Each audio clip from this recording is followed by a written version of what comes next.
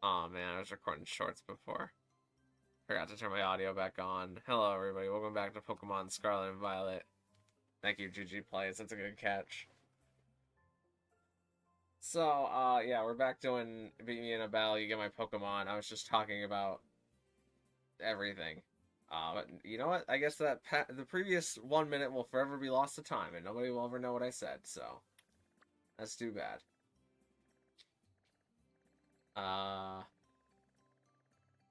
think all my outbreaks right now is sucks. Oh wait, no, we got Drillbur. I like Drillbur. I need a Drillbur. And a Horsey, technically, because I got a Seadra.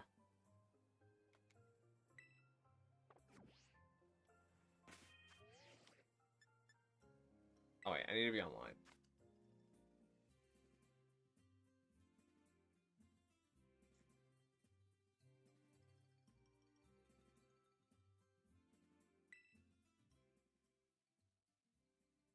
Anything new? Oh, they took a lot of stuff down. They got rid of like everything. It's like there being so much stuff here. I guess this is gonna be here till like the end of time. I was gonna have the age divisions, but those will be updated eventually for 2025. And then whatever regulation and ranked battles that we're on. It's weird to not have Primarina rates there though.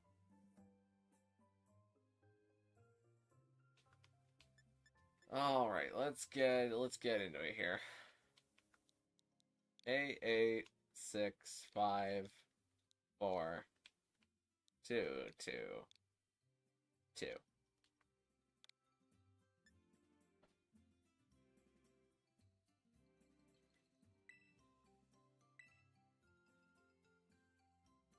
Actually, I'm gonna wait for stream to catch up.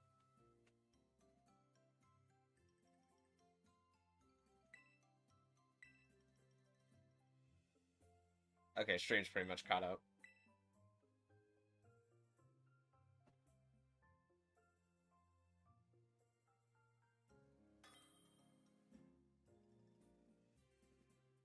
All right, here we go. First battle of the day. Let me change devices. Or not devices, but I need to change scenes so I can black out what team I'm picking.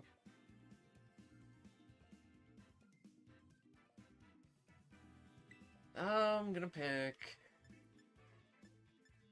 this team.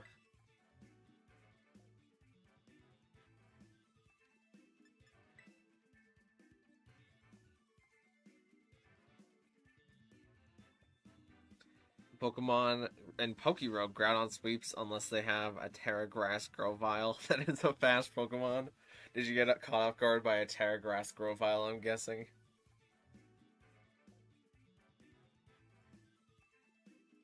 I guess that's what Rival Ivy had. Okay.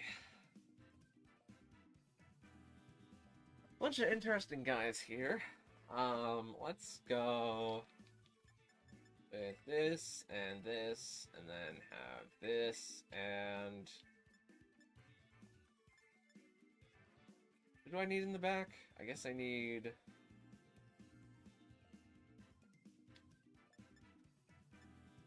I guess I need this in the back.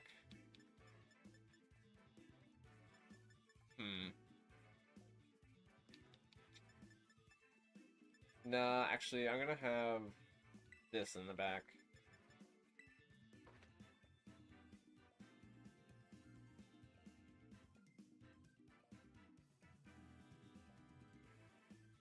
I thought I could use Lava Plume, but no, the fast Pokemon had to kill me. Yeah, Grovyle, pretty quick guy. Groudon, not so quick.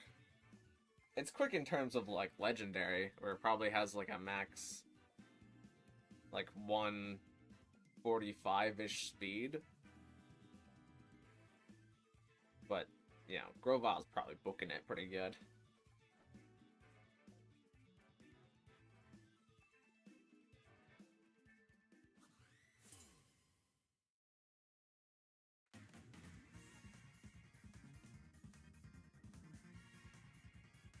Alright, we're gonna see Gudra and Latios hit the field.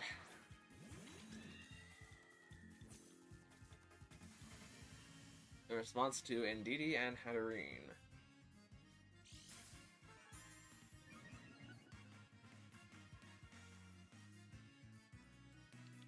We're gonna go for Follow Me and get a Room.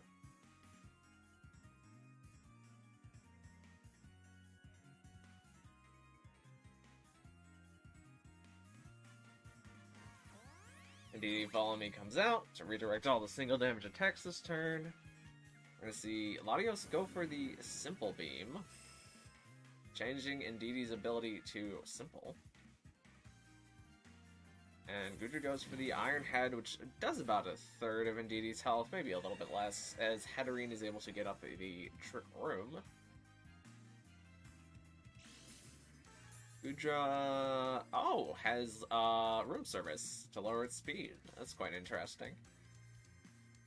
I'm going to redirect this turn and go for the Dazzling Gleam. Hi Cherry, how you doing? Dazzling Gleam comes out and does good damage to both Mons as Hatterene loses some HP. Gudra Ironhead comes out, does some damage to Ndidi. Latios goes for Simple Beam again, but because Ndidi already has Simple and was redirecting this turn, it doesn't do anything. I mean, I think I'm fine to just Follow Me and then Dazzling Gleam again.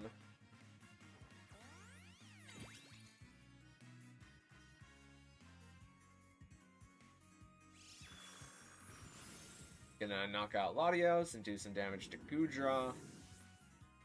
Oh, actually, Gudra's room service, so I could have afforded to just knock it out this turn, I think, with Helping Hand. Is Gudra's gonna go for Curse? Like, he is slower, but also hit harder and have more defensive bulk.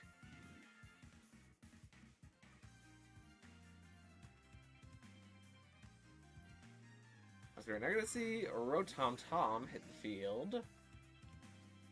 I think I'm going to go for Redirection again and get off Expanding Force.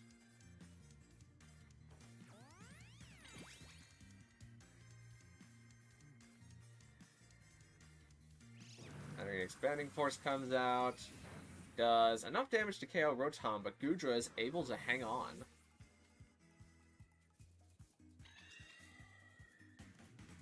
As Gudra Gyro Ball comes out and nearly gets the KO on Ndidi, but Ndidi manages to clutch on for yet another turn. And now we're going to see Incineroar hit the field. And intimidate down both Pokemon. Ndidi gets harshly lowered there because its ability is currently Simple. We're going to go for the Helping Hand and Dazzling Gleam here. I was cooking with today's team. I'm glad to hear it. Glad to hear it. Dazzling Gleam is going to come out. It's going to finish that KO on Gudra and do massive damage to the Incineroar. And Incineroar is going to click Dankest Lariat to do some damage to Hatterene. As Twisted Dimensions now return to normal, and Ndidi's terrain disappears.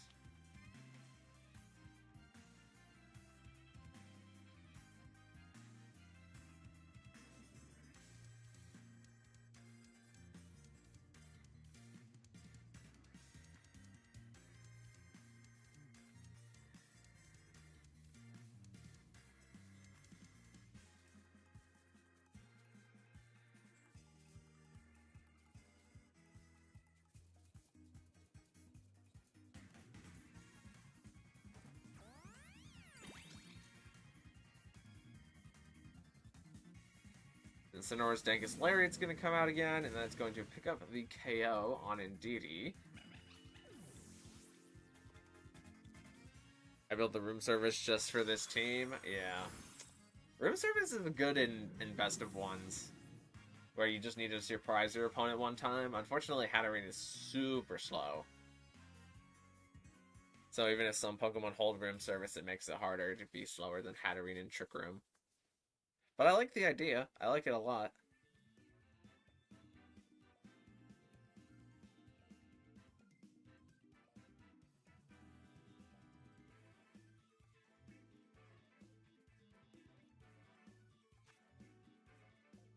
Alright, let's move on to the second battle. In order to get a Pokemon, GG Players has to win both of the next two battles. I'm not going to bother hiding screens for this one. I'm just going to grab this team.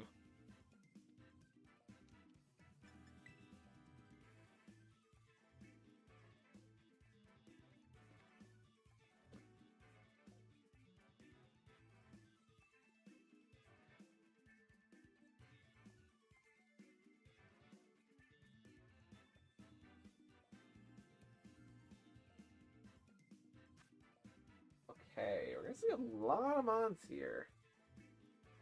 We're seeing Azumarill, Great Tusk, Arcaldon.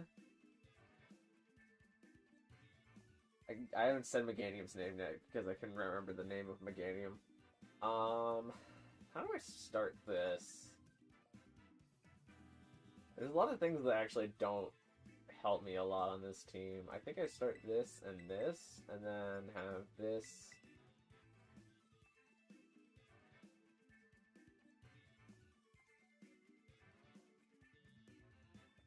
And this in the back.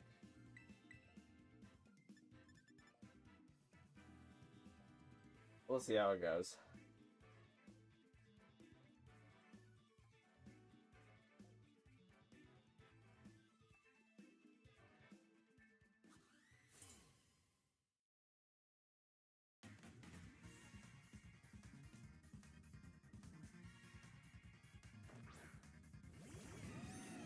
Okay, we're gonna see an Arcaldon Azumarill lead to my Arcaldon Grimmsnarl lead. Huh.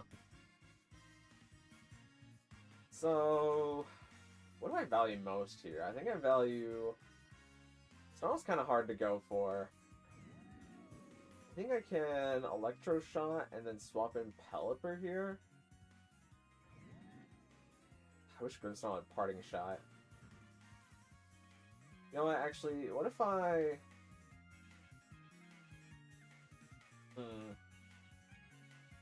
I'm gonna click Flash Cannon into Azu this turn and set up my Reflect.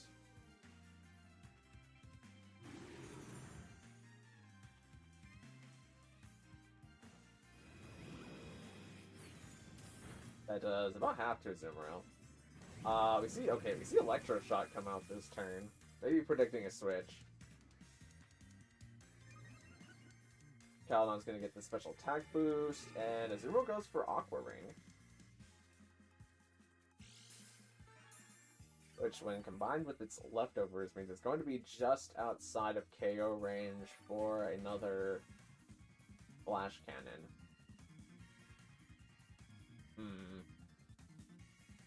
Okay.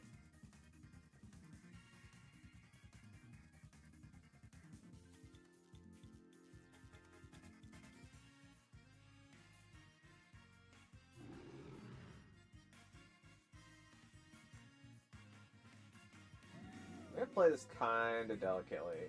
Let's go Thunderwave here.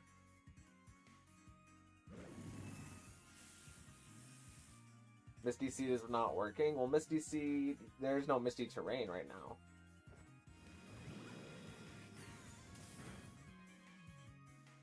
Zuma's gonna go for the Play Rough, which is gonna do some damage. Electro Shot is going to come out into Grimmsnarl, and that's gonna do some more damage into Grimmsnarl.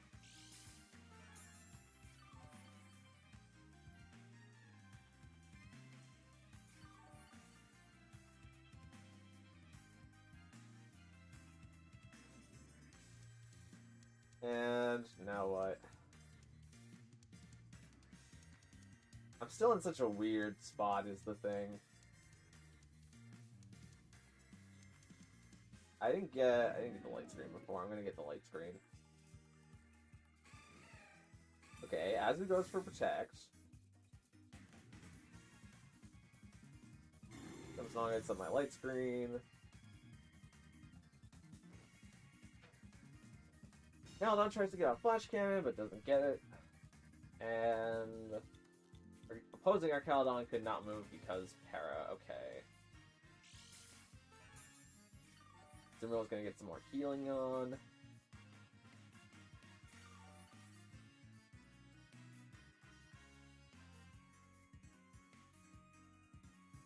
And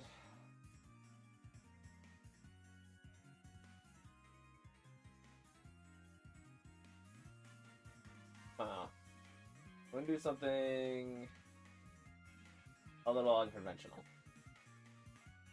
Sumeru gets the double protect, good for it. Splash Cannon comes out. That actually kind of stings, getting the double protect there, because of what I'm about to do. Spirit Break comes down to our Caledon. Lowers my special attack, but increases my defense. And the opposing Archaludon could not move because of paralysis, which is rather unfortunate.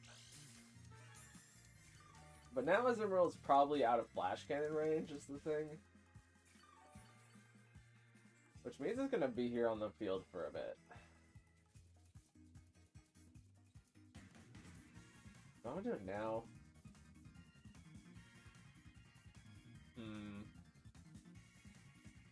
I think now I'm going to Body Press into our Caledon, and I'm going to Thunder Wave Azumarill. Azumarill gets the triple protect. Going absolutely crazy this game.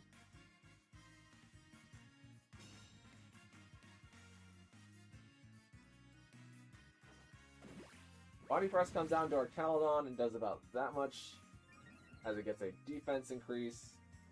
Our Caledon's Splash Cannon comes out into Grimmsnarl and is able to knock it out. Hi Lex, how you doing? Azumarill is going to heal up a little bit more with its leftovers and Aqua Ring. Okay. So at this point, I believe it is my best interest to bring in Pelipper.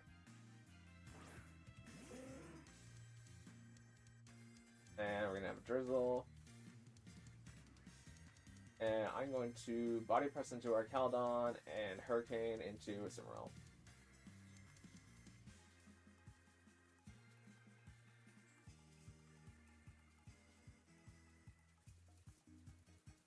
Triple Protect is crazy. Yeah, you don't see those every day.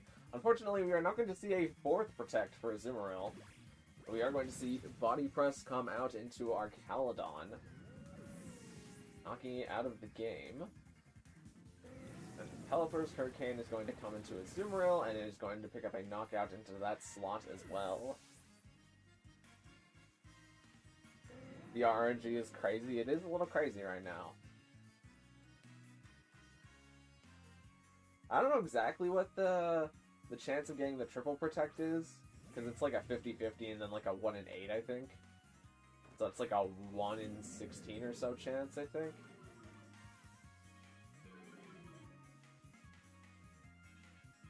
Okay, Incineroar is in the air. Good for it, good for it. Let's protect Pelipper this turn. We're going to see Terrestrialization. And it is on Raging Bolt, becoming an electric type. Hi B-Dog, how you doing?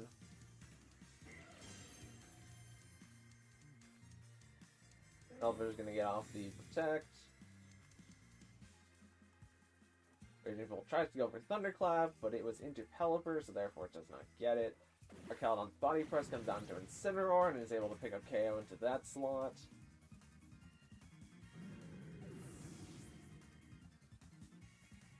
And now it is Terra Electric Raging Bolt versus the world.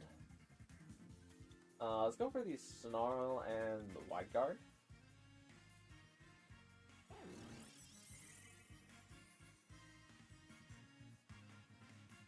Raging Bolt tries to go for Thunderclap, but because Pelipper used Wide Guard, is not going to be able to get it.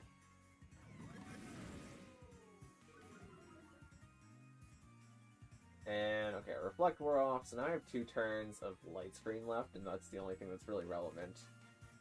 We're gonna go for Body Press, and I could Terra Ground here if I really wanted to. It doesn't really do me much to Terra Ground here. I'd rather get in Blastoise, I think. Maybe it does a lot to Terra Ground here, actually. Just for the Weather Ball. And then they have to use, like, either Dragon Pulse or Draco Meteor in order to break my sub.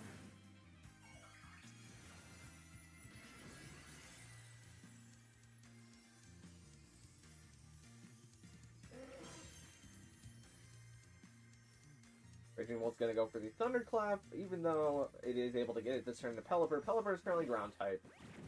The Pelipper does not care about the electricity. Well, that ball's gonna come out into Raging Bolt, and that is going to pick up the KO. I've had the worst thing happen to me. I was randomly running through Paldea and I saw a shiny Go-Go, and then I turned around the battle of the Go-Go and it disappeared. That is mighty unfortunate.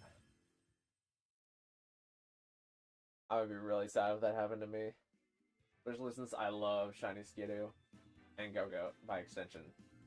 I like Skidoo more than Go-Go, but you know, they're kind of on the same. They're almost like on the same level.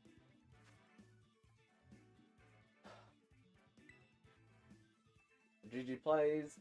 You aren't able to get a Pokemon this attempt. However, we do have one last battle. If you would like to do it, you are more than welcome to. It is against the Sun team. Let's change the music. Let's Terra Raid battle music for just normal battles. I think I would go crazy. Give me something in the DLC. This is Kieran's first theme. Oh, Kieran 2, maybe. Wait, no. I want Kieran 3 again.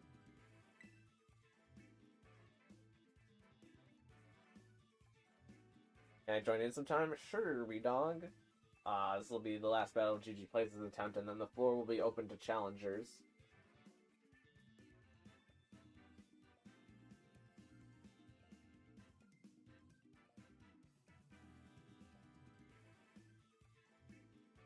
Cherry's saying ruin. Well, maybe next time. Okay, we're seeing quite some interesting guys. We got Tropius on this team. I think this is a team designed specifically to counter the Sun team, if I had to guess.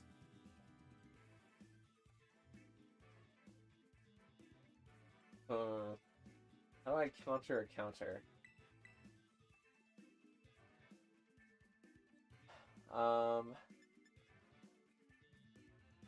Let's do this and this. And then have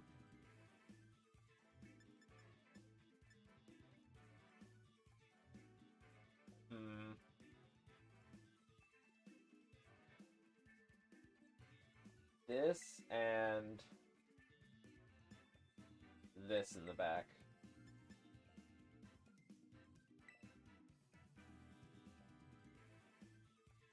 Tropius could do some things, especially if you're using it to directly counter a Sun team.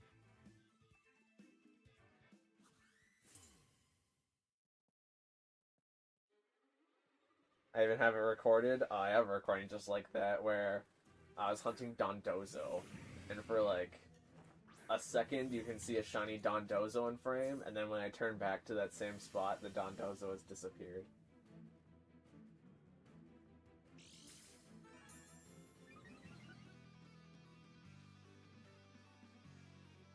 Okay. I'm gonna go... Depends on whether I think Icy Wind and Shadow Ball KOs their Flutter Mane. I'm gonna go for the Icy Wind just because it might be Zoroark, and I guess I have to follow me here. If it's Zoroark, it might knock out Indeedee, and then things get bad. Ah, yeah, that's not Flutter Mane.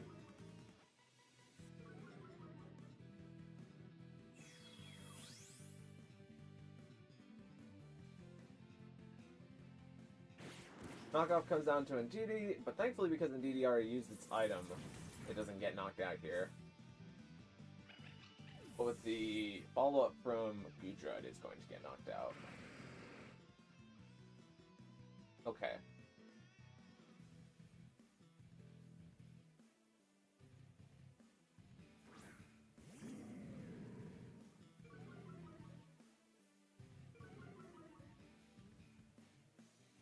So I can go for Gleam and I think Knock this turn. Gleam picks up KO and Zoroark and does damage to Goodra. We're going to see Knockoff come out from Incineroar. Gonna do some chip damage into Goodra. Going to knock off Goodra's Room Service. As Iron Head comes out from Goodra into Flutterman and does quite a bit of damage.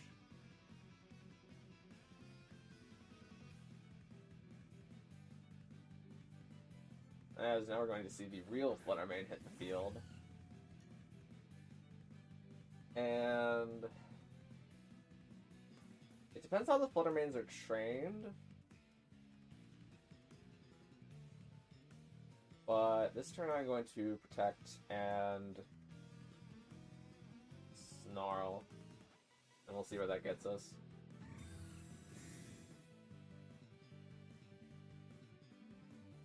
Okay, Flutterman goes for Perish Song. Which changes things a little bit here.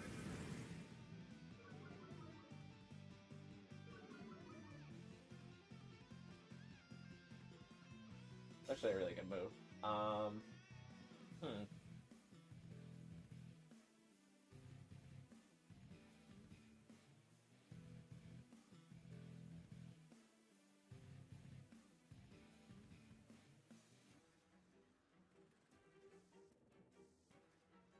think my best move is Dazzling Gleam and Knock Off.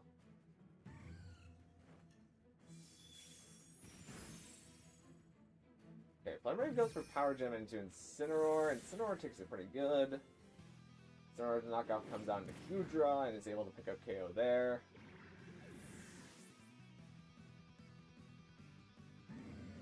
Everything's Perish count falls to 2.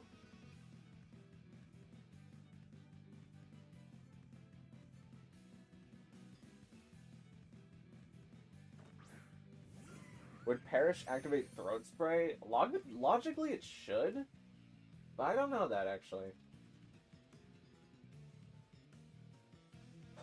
Let's go for the Snarl this turn to support what I have in the back. Okay, my Fluttermane is faster, which means that it gets Shadow Ball into this Fluttermane.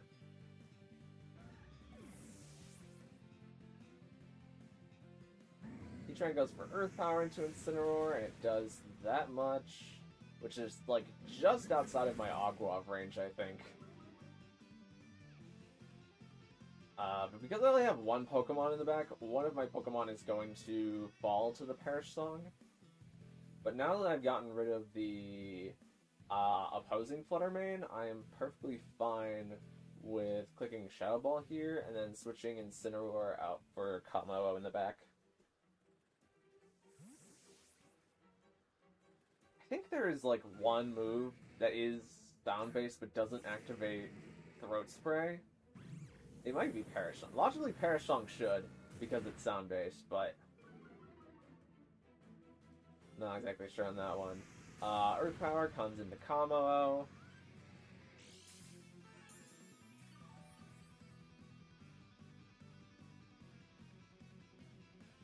Fluttermane's Perish count falls to 0.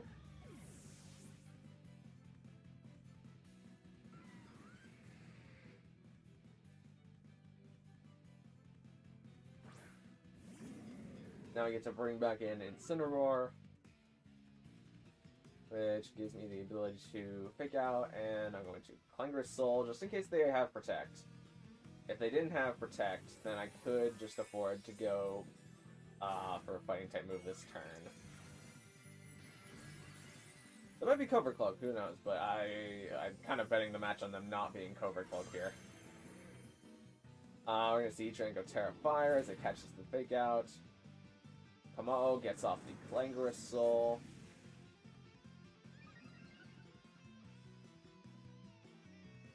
Which is going to give us the Omni Boost at the cost of about a third of our health. Heatran does flinch and cannot move.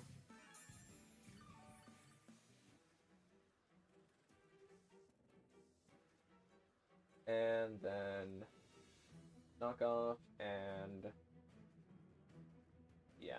Clanging Scales is our most damaging move.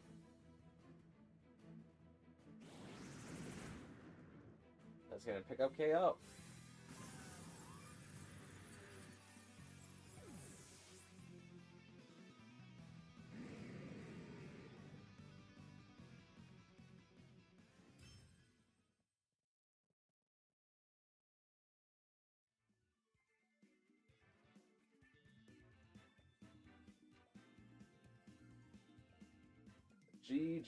GG's. I like the adaptation. That was the single game I might have won. It was pretty close, I would say.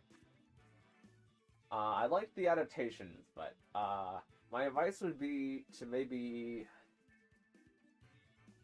think a little bit more about what you need to deal damage to in most scenarios. Because, yeah, Power Gem on Incineroar is good, but if you're only doing about a third of Incineroar's health, then the Power Gem really isn't worth it that much on Flutter Mane. Whereas if you had gone for Shadow Ball with Flutter Mane, and then knocked it out into my Flutter Mane, then there would have been a lot more, like, valuable scenarios where you just leave me with Incineroar and whatever Pokemon I have in the back. Oh, whoops, I battle again. My bad. That was the last one.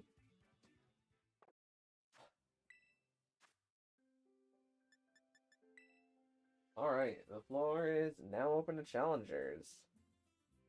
But I like the changes. I think that your Pokemon selection could be a little different, though. Like, there are some Pokemon that, like, time and time again just aren't really doing anything on your team, and you need to think about whether or not there's Pokemon that you could swap out that are similar to the Pokemon that you already have, but fit better in other scenarios. And the stream's probably caught up by now.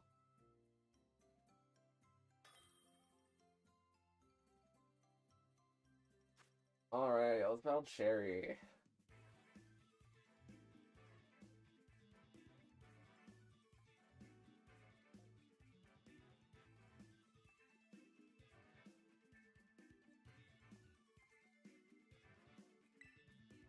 Okay, let's... I'm gonna hide screen just for old time's sake, I guess. Grab this team.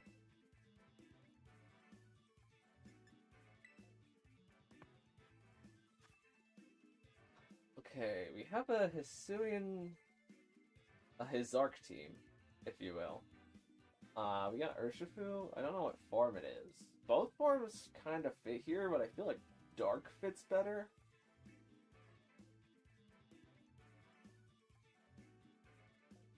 Huh. Let's do this and this.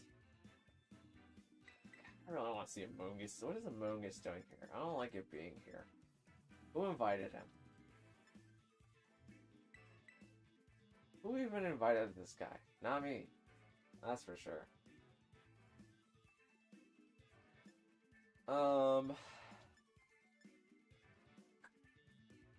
I'll bring you and you in the back. No, actually, I lose the game if I don't bring this. I think I gotta bring this. Oh, but you have that, though. Gosh darn it. What am I supposed to do here? I'm working on a combo I've seen online. Well, that's good that you're doing some research, at least. Combos are a little bit riskier in best of ones because they can sometimes be a little bit more predictable. There are some Pokemon that can get off combos willy-nilly and not really care. Cough cough, Indeedee Armor Rouge. Okay, what do I see happening here? This could be Protect Tailwind, it could be Make It Rain. I think my best move is Wide Guard and knock off Goldango. If this is Protect Tailwind, then we're in a pretty rough spot. Okay, it's Tailwind and something else. Okay, Goldango goes for Nasty Plot. Scissor's gonna get the knockoff into Goldango, and picks up super effective KO. Because it's a crit, I don't know if that crit mattered, actually. Goldango's pretty squishy. Even if it didn't matter, we could just go for Bullet Punch next turn. But Scissor's gonna take some damage from Life Orb. Are you kidding me? I'm sorry, Cherry. It happens to the best of us, but I don't... We can run damage calcs later, but I don't know how much that mattered. Okay, this is Dark Urshifu hitting the field. So what would be the worst is, like, Bleak Wind Storm and focus Wicked Blow into Pelipper. I don't really have a way to stop that, though.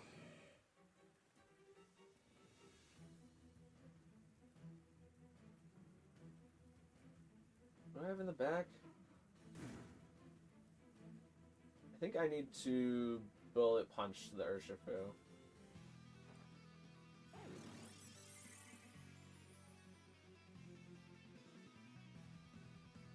Scizor gets off Bullet Punch into Urshifu, does about that much. Wicked Blow comes out into the Scizor slot. I'm pretty okay with that, to be honest. But now it comes out into the Pelipper slot. Okay, Bleak Wind Star.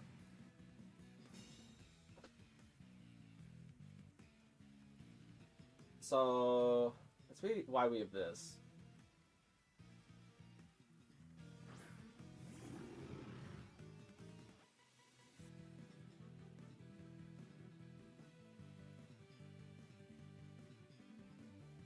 So, I'm going to click Wide Guard again and Spirit Break into Urshifu. And this should cause me to take least damage. Because all it can do is bring Pelipper down to Sash.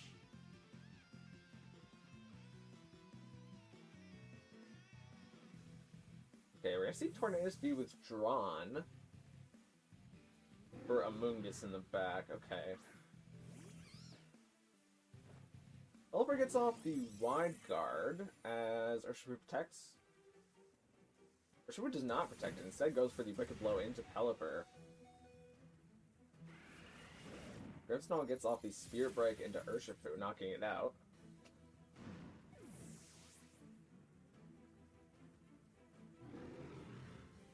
And now I might just get Turbo Shroomed.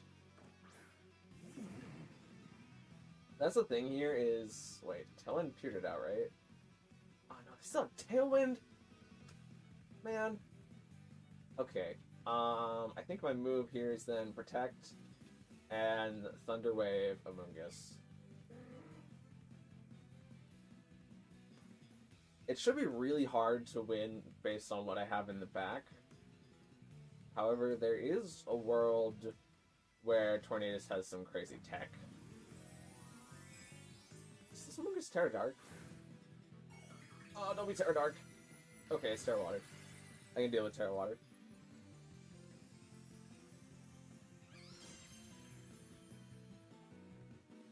Tornadus is going to go for Protect this turn, not wanting to get knocked out in any manner.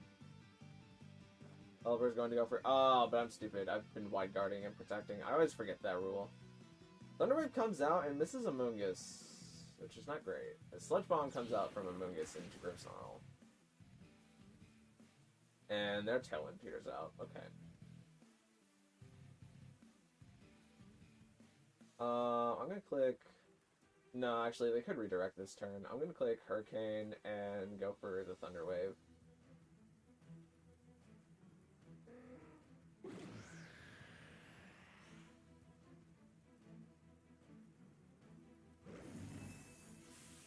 Thunder Wave comes down to Amoonguss. Hurricane comes out from Pelipper.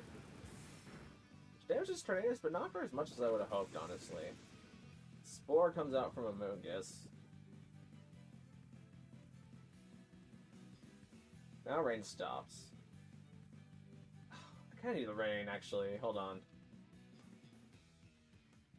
I want my rain back, but that means sending in our Caledon, and Pelipper's probably going to get Spore turn this turn. Did I protect last turn? No, I went for Hurricane. I can afford to protect and try to wake up this turn.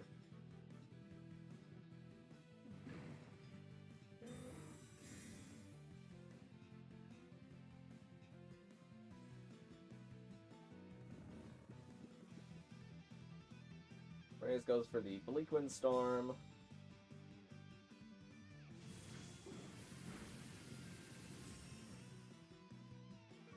Grimmsnarl Speed Falls. Mungus goes for the Sludge Bomb. That's gonna knock out Grimmsnarl. Okay.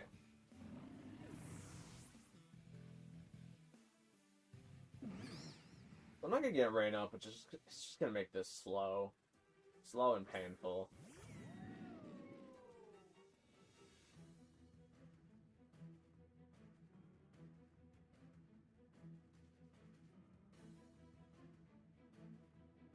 Tornadus goes for Protect this turn.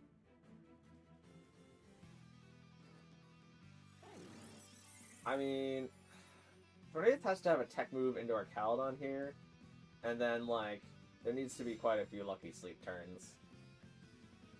Is there out? Movies can't move because paralyzed.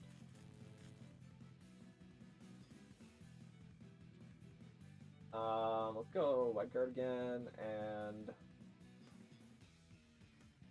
Flash Cannon into Tornadus.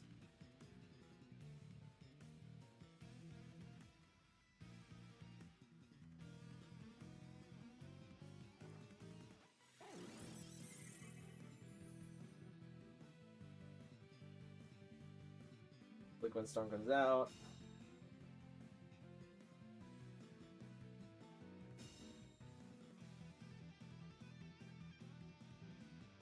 Flash Cannon comes out. It's probably, yeah, it gets close, but it doesn't KO. Probably should have just snarled, but like,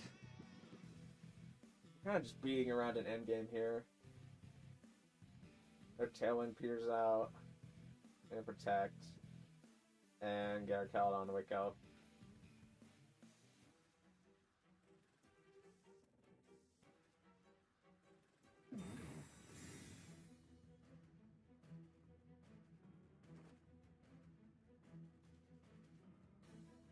I always forget Protect Wide Guard.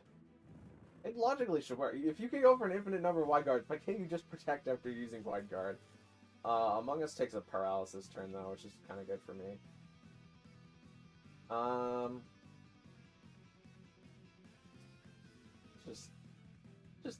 Just attack.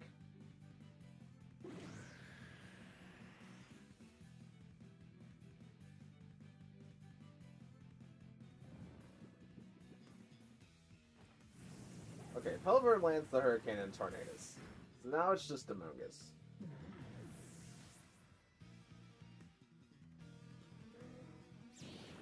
Sludge Bomb is gonna KO Pelipper.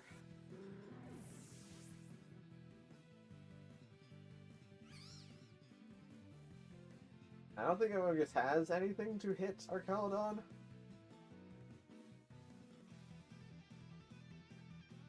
But it can put our Caledon to sleep like 20 times.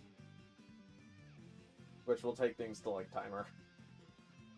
Oh my gosh, if this game goes to timer, I might have to put a timer rule in, just that if games go to timer, it's going to be incredibly hard to make things go to timer. Does Electroshock work? God, I wish it did.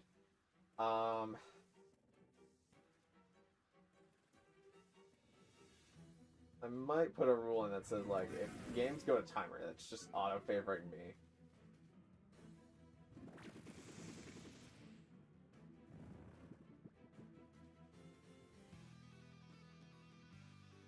Oh, it's covered Pokémongus.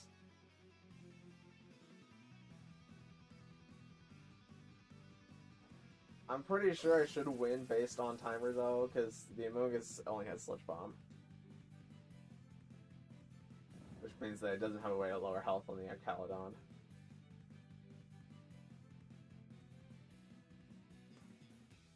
Man, I wish I used Weather Ball to side proc our Caledon's stamina. That would have sped things up more, actually, than me just going for the Hurricane into Tornadus all those times.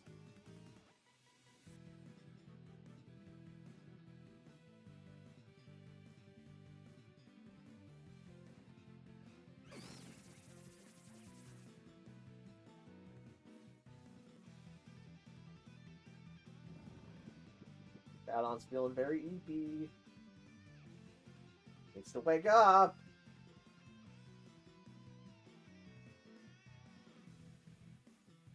Alright, the opponent has decided to forfeit at this point.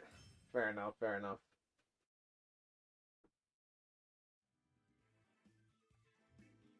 Yeah, I'm not gonna waste your time. Yeah, fair enough.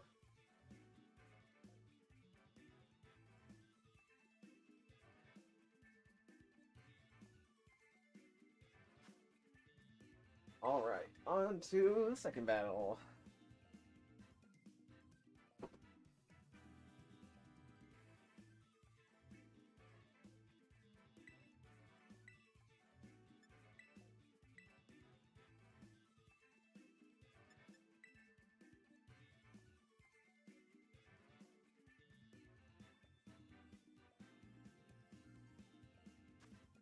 Okay, same team. This time things are a little different, though.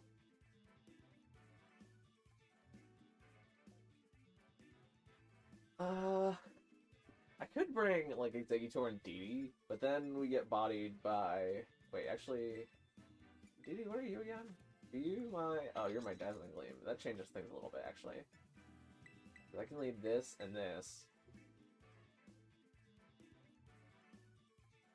And then have... What, I guess this...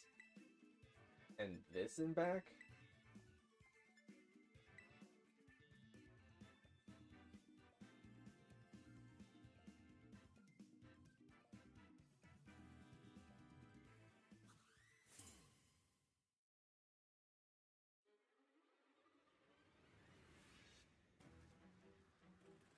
Okay, we're gonna see Ursaluna and Urshifu hit the field. Which is pretty fine with me.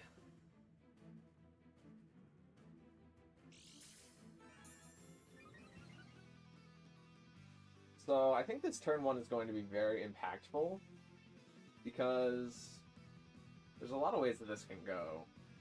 The way that I'm going to make it go is I'm going to click Expanding Force and then Terra Fairy and Didi.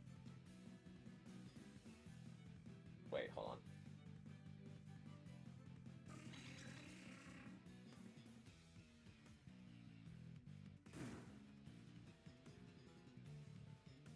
Yeah, Terra Fairy and Didi follow me.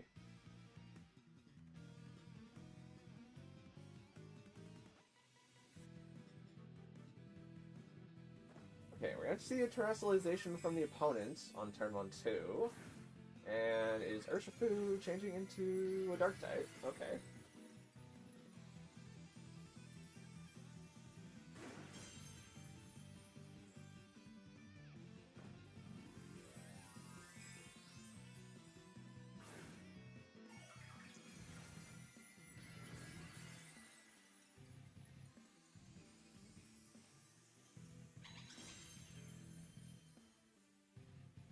You're gonna see Indeedee pull out the Follow Me. As Ursaluna goes for the taunt very quickly. Quicker than Urshifu. It can do that? Is this like slow Urshifu?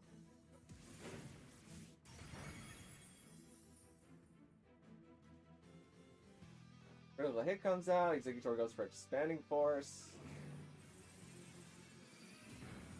Nearly getting Ursaluna down, but Ursaluna manages to survive on its Focus Sash. Okay. Because it is Zoroark, that's why it's fast. I forgot about Zoroark. Good play, good play. Now what do I do?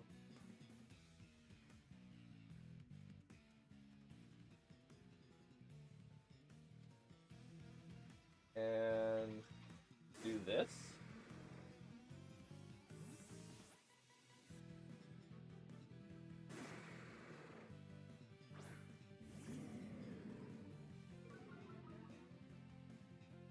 Okay, so if Indeedee survives the turn... Oh, maybe not. Oh, maybe yes. Hold on. Evergreen comes out. Urshifu's Wicked Blow. What slot is this going into? Yeah, it's going into Indeedee. Okay.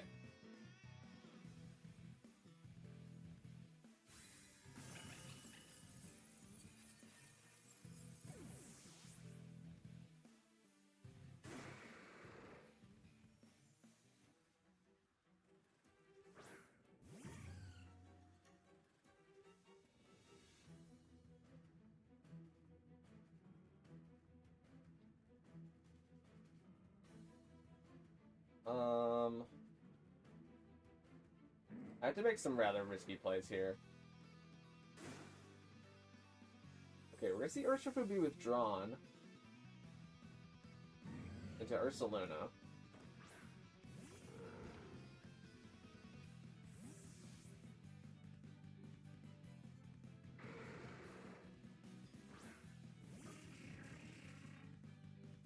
Icy Wind, misses Ursaluna, that kind of stinks. It kind of stinks. Yeah, it actually really stinks, because now I can't...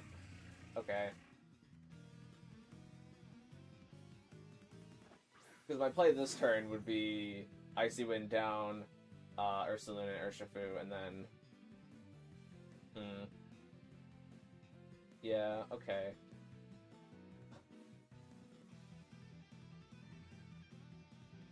I mean, I think what I have to do is...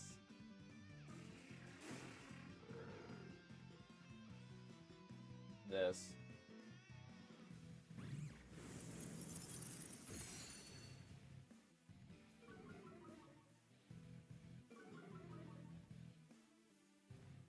Okay, Urshifu is still faster. But it targets into Flutter Mane.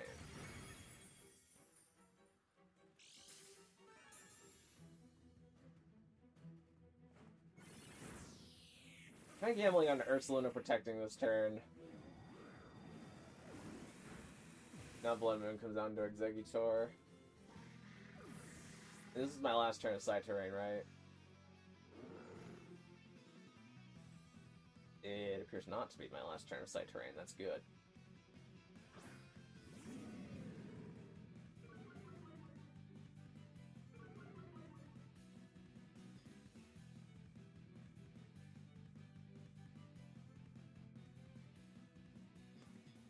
Okay, I would not be surprised if Urshifu retreats here.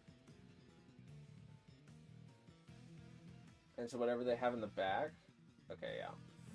Who's in the back? Is it Among Us? No, it's Golden Go, okay.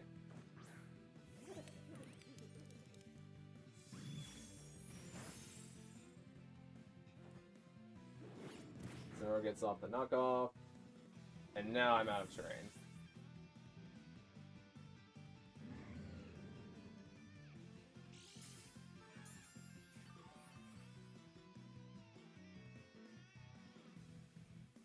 Yeah.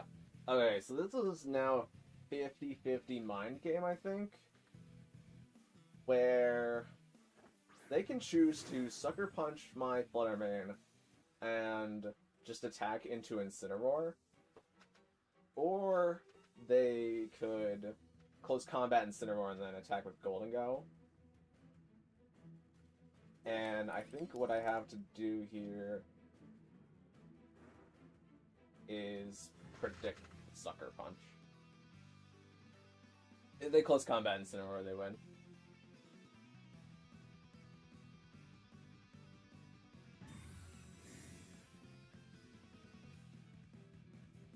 Urshifu went for the Sucker Punch. Alright. Now we just need Incineroar to live whatever the Golden Go does.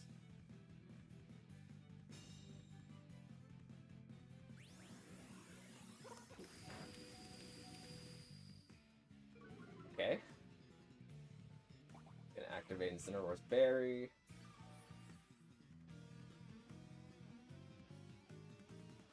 Incineroar goes for the knockoff. Going to pick up KO into Golden Go. And now with only Urshifu left on the field, this can be knockoff into Urshifu and Dazzling Gleam.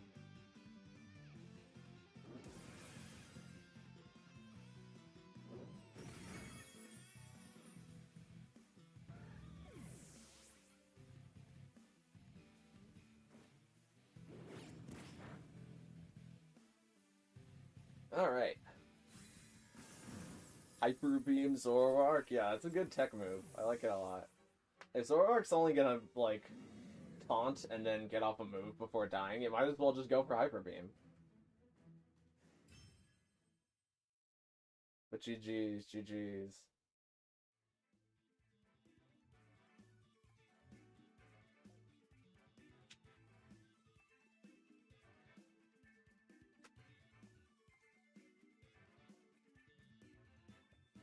I gotta make some changes. We'll see, we'll see. Oh, alright, Cherry does not want to do their third game. Fair enough. I'm gonna wait till stream catches up, and the floor will be open to challengers yet again.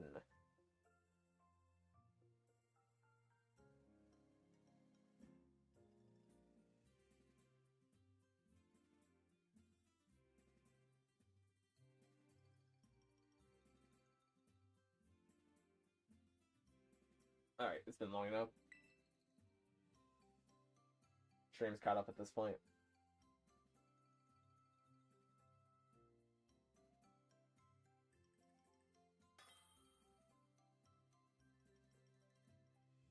Okay, looks like we got GG Plays coming back for more.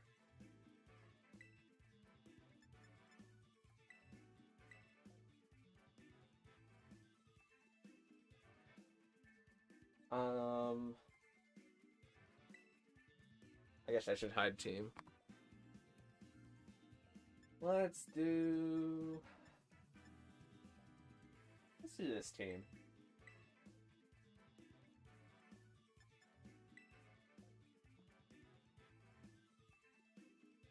I gotta remember to change it off the Kira music. The Kira music puts me too on edge.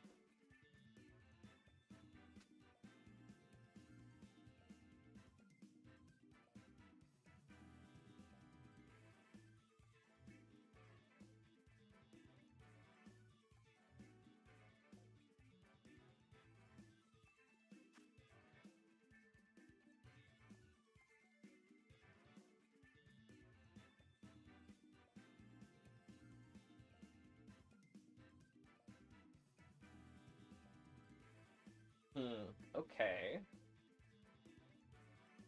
Seeing 4 fire starters, a Hisui and a Raging Bolt. What a strange group. Let's do this. Actually, let's do this, and then this in back. Or maybe this in back?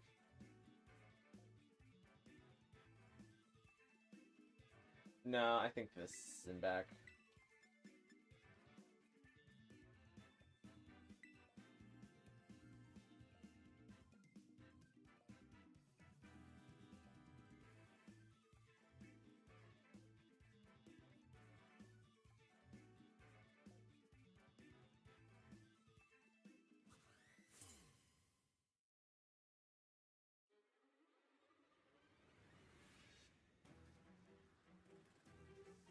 Okay, we're gonna see Gudra and Blitzgate hit the field with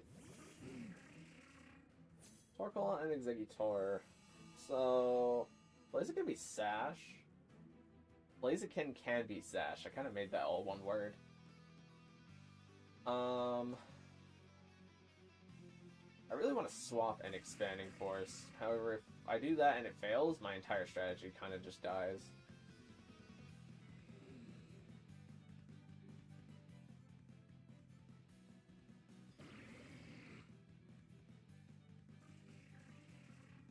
I'm pretty sure I need to save Torkoal for later, so let's just do this.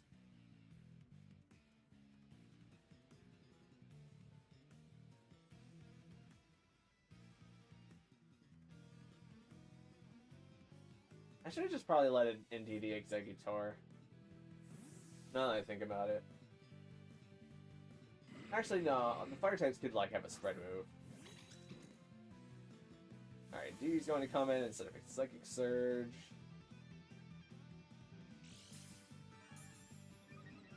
Just going to proc that. Exeggutor's Expanding Force comes out. Okay, Blaziken is not Sash. That's my biggest worry.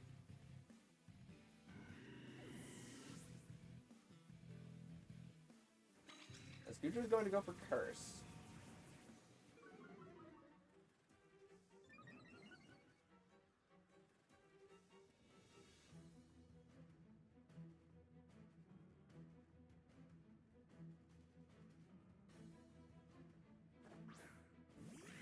Let's see, Cinderace hit the field, and I'm going to about Expanding Force and Redirect.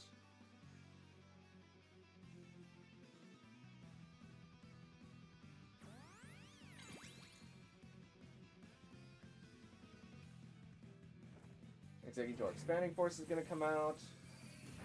Going to pick up KO and Cinderace. Bring Goodra down to about half. Goodra's going to go for another Curse.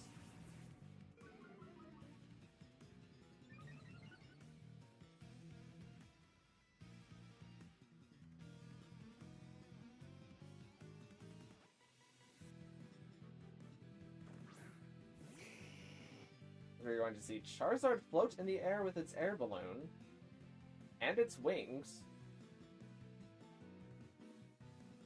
Not quite sure that guy needs an air balloon, but you know, to each their own. I think I go for Helping Hand here.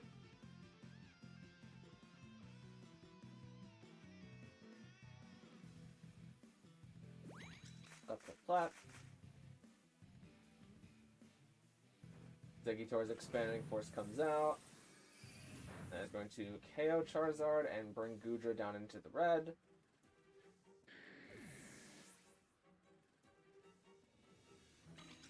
Goodra's going to go for its Iron Head into Exeggutor and do over half health. And that's just going to be it. Air Balloon Charizard goes crazy. I mean, maybe if you were terrestrializing into, like, fire, then sure. But it's hard to imagine a lot of scenarios where being Air Balloon Charizard would help.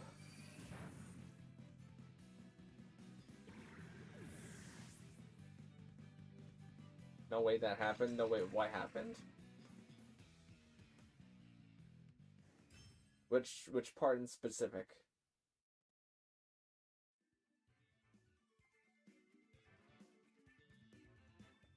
Are you still waiting to trade me Hisui and Lilligant? Yes. Yes, I do have one right now. We can do that after this set. You reminded me of that. I forgot about that. Alright, on to battle number 2.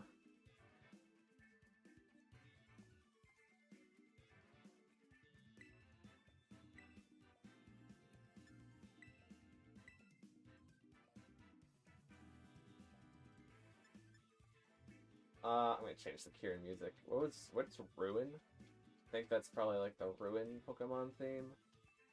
Yeah, Ruinous Legend.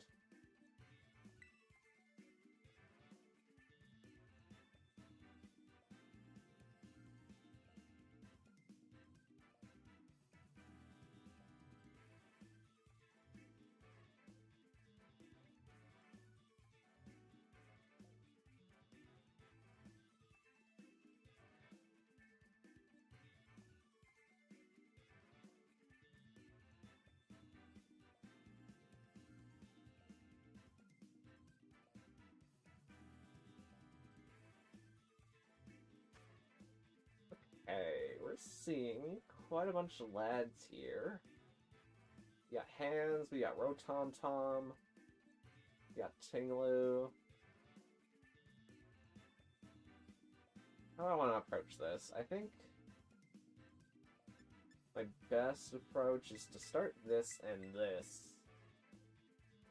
And then have this and this in the back. And we'll see how it goes.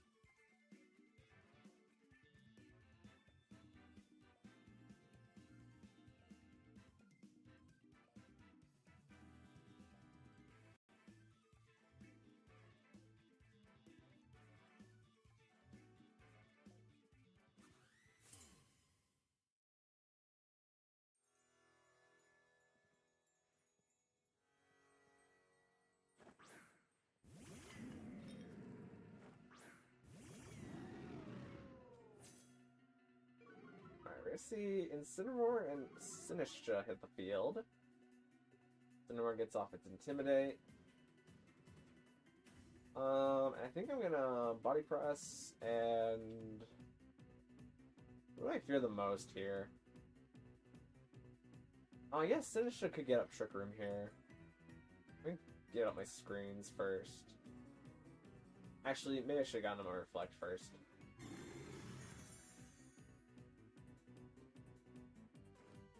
Galadon gets Body Press off into Incineroar and does just under half.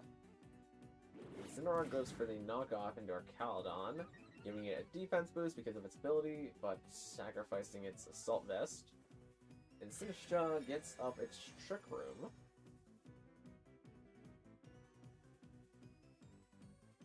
Snowbody Press probably KOs Incineroar, and let's get up our Reflect now.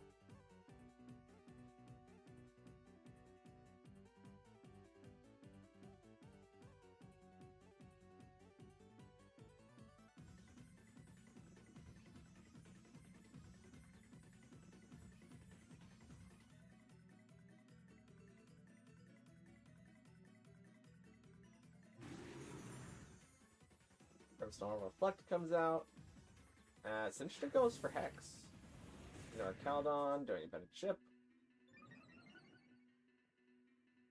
Incineroar goes for knockoff into Grimmsnarl, which is a quad resisted hit. It knocks off Grimmsnarl's Link Play. Now Body Press is able to finish off Incineroar.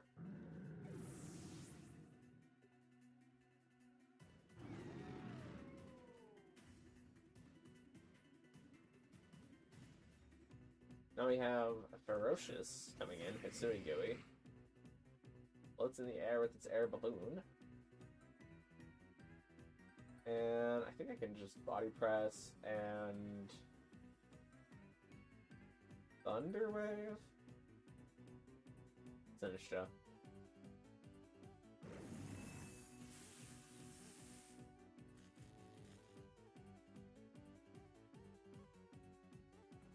This is gonna go for Strength Zap, okay. Going to lower our Caledon's attack. We're gonna see Heavy Slam come out into Grimmsnarl, did quite a bit of damage.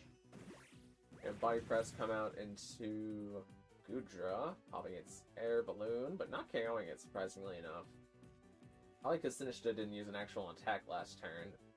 And I think I'm gonna go for Snarl and... What do I have in the back? Oh, I have Pelipper and Blastoise in the back.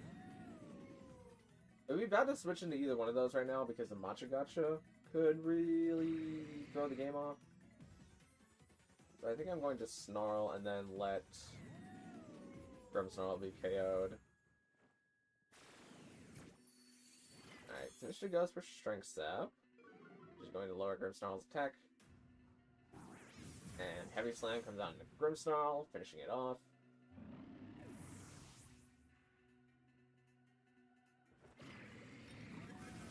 Caledon Snarl does damage to both Pokemon, but does not pick up KO on either. As... No, I think I bring in Blastoise.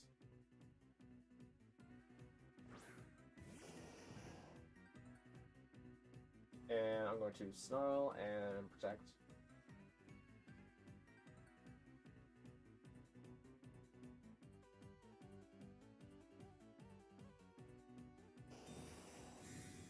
Blastoise not wanting to get hit this turn, gets off its Protect. Sinistcha is unfortunately paralyzed and cannot move. As Thunderbolt comes out into Blastoise. Does not connect because of the Protect. Caledon Snarl comes out.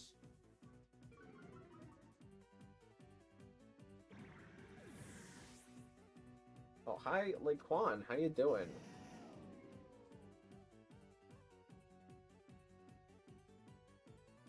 Now we're going to see Rotom hit the field. I think my best move is Body Press, and let's Terra Poison. And... yeah, quick Muddy Water. It's kind of difficult for me to remove Sinistcha right now, outside of just snarling it to death. Which, even with its Strength Saps, is going to make things a little tedious.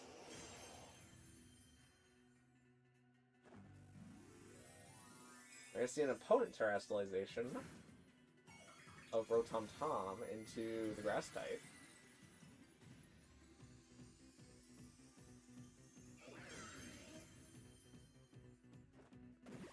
Caledon's Body Press comes out, does about half to Rotom. Muddy Water comes out, maybe getting an accuracy drop. Okay, it gets an accuracy drop on Rotom. Alright, so you wrote him go for the trick. As Blastoise now has the choice specs, and Rotom now has the leftovers. And Sinistcha yet again takes another Paraturn. Oh, we're outside of Trick Room. I didn't see that Trick Room ended last turn. I probably went...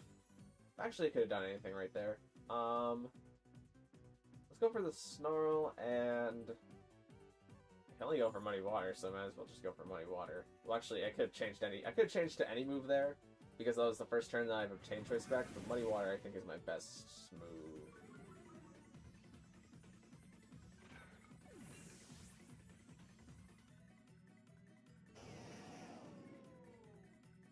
And Rotom is actually going to avoid the Muddy Water. It's going to get a Will-O-Wisp into Blastoise.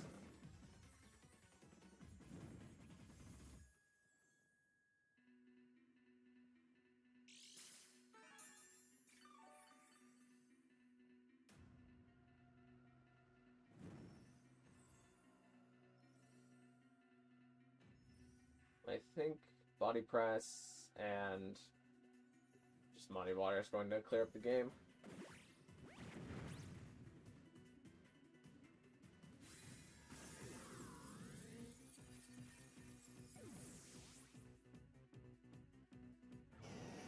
I forget, was that the first battle of this attempt, or was that the second battle?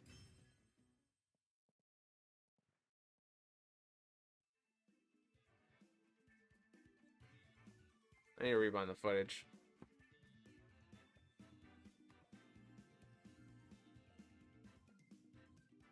This was... This is the second battle. Wait. Yeah, this is the second battle. Fortunately, at GG Plays, you cannot get a Pokemon in this attempt. However, you are more than welcome to do the third battle if you would like. Against the Sand Team, who I don't think's had to come out yet today.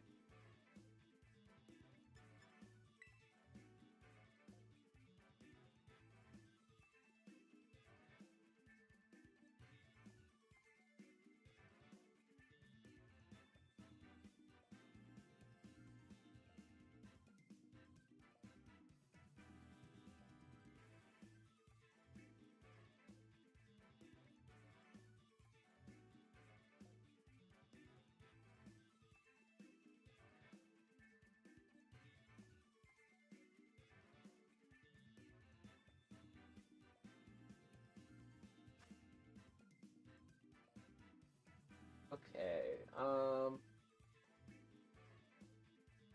what do I do here? I think I just leave this, and then have this and this in the back.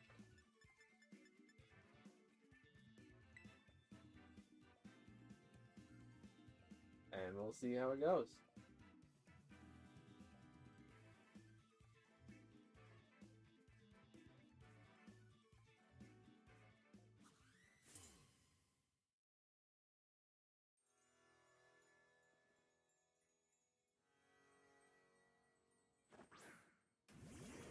Okay, we're gonna see Garchomp and Latios hit the field. Garchomp might be Earthquake, and that would be, like, not great. It would not be the worst, but it would not be great. But I'm going to follow me and get up room anyways.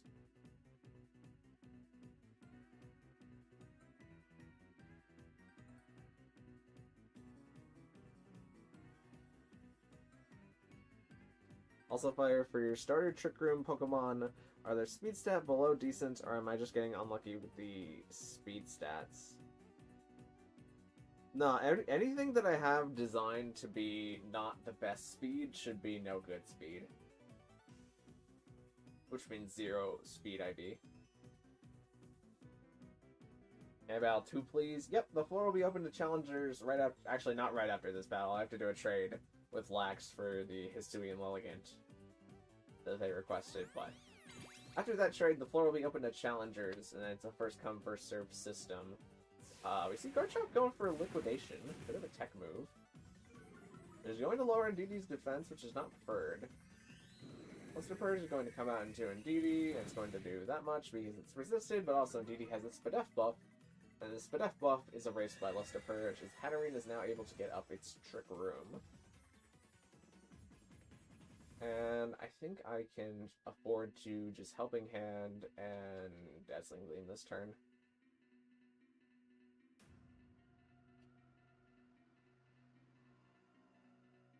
I'm having difficulties. Uh-oh.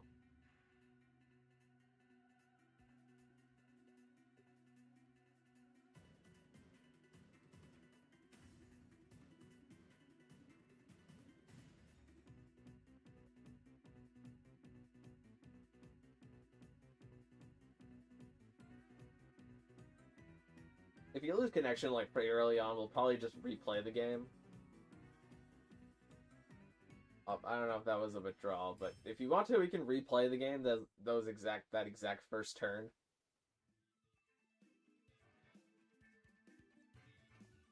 I can't seem to get that. I've watched hundreds of Pokemon, and their speed stat has never been lower than decent. Yeah, it's because it's a 1 in 31 chance to get a no good speed. I mean, like, Lex, you won like a Hatterene. Like, the Hatterene should be no good speed, if you want to look at that, but it's a very rare chance. Oh, we lost GG plays. Oh, save you the wait? Fair enough. Yeah, so let's do that quick link trade with Lex whenever stream catches up. Lex will just use the same code. Let me recheck what my notes say about Lex's in-game name just to make sure it is Alexander.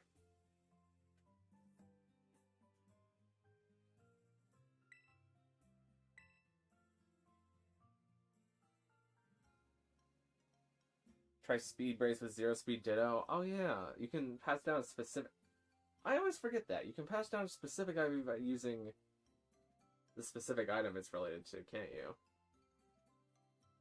Is that a thing? Wait, hold on. Let me...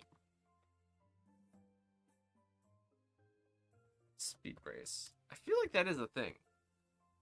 But that's... Okay, I typed in Speed Brace and it gave me actual Speed Braces. Yep, this is Alexander. Here you go. One random Hisuian Lilligant.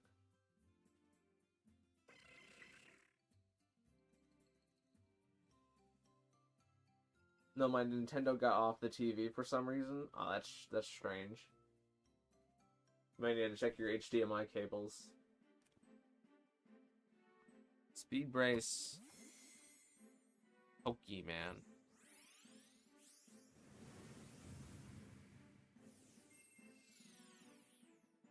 The speed item for EVs. I think it's called a... I don't know the individual names of these things. I know one of them is called the Power Brace.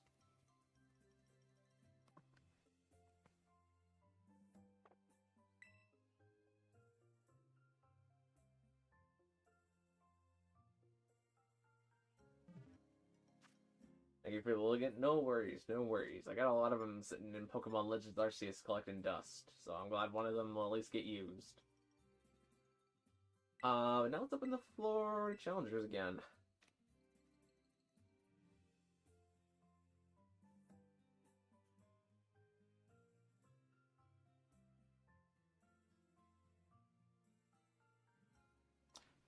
Yeah, the Power Brace is used to raise a Pokemon's attack EVs and ensures that the offspring will have the same attack stat value as the parent when breeding. I need to remember that more often.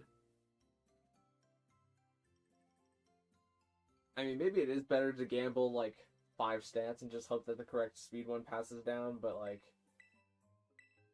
There's some times when I'm breeding things and I just need to get 1 IV on something in order to, like, start actually breeding. Alright, looks like we got Cherry coming back to the mat.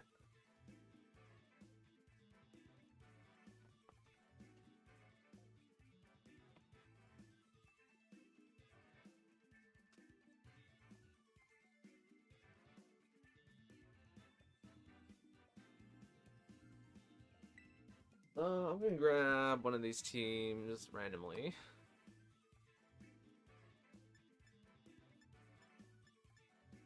And I think it's gonna be this team.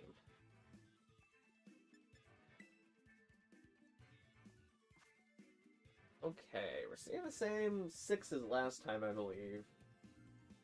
But this 6 has never fought this 6. So what does I do here?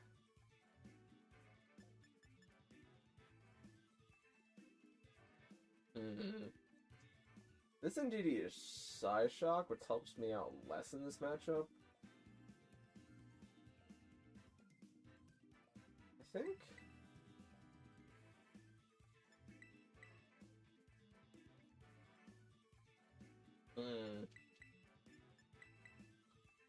I think I does this, and then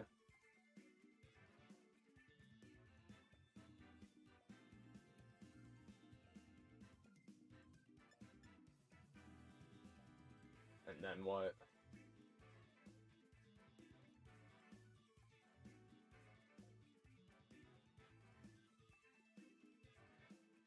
There's not. I don't have a lot of great stuff to bring in the back. Just gonna bring this and this in the back, and we'll see what happens.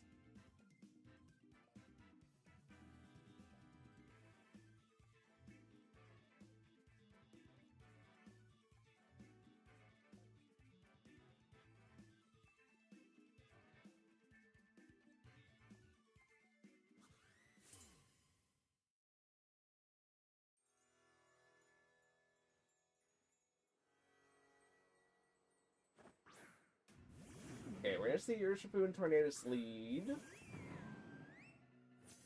Followed by Marina and Rillaboom. So, what do I think is going to happen here? I think Urshifu protects.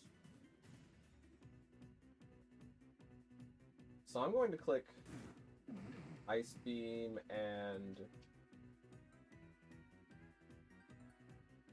maybe just Wood Hammer. Nah, Wood Hammer doesn't help me that much, actually. I had this U-turn. If I had... Actually, no. Tyranitar and Arcanine in the back would not help me. I'm gonna fake out the Tornadus just in case it's not Covert. Okay, we actually see Tornadus protect this turn. Maybe a double protect? No. Okay. Well, something's getting hit.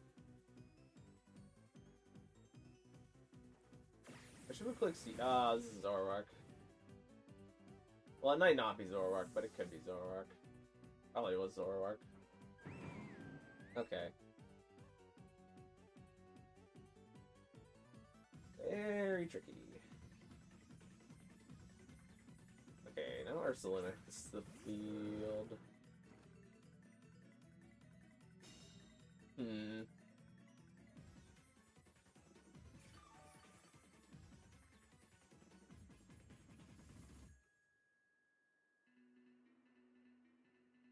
I think I have to hope that this could... It's probably just Bleak Windstorm Hyper Voice. I don't think I can defend against Bleak Windstorm Hyper Voice.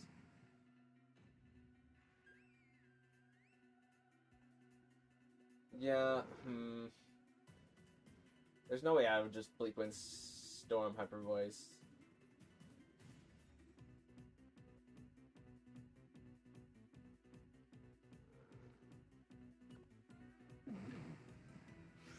Okay, no, it's Tailwind. And it's not a Terra either.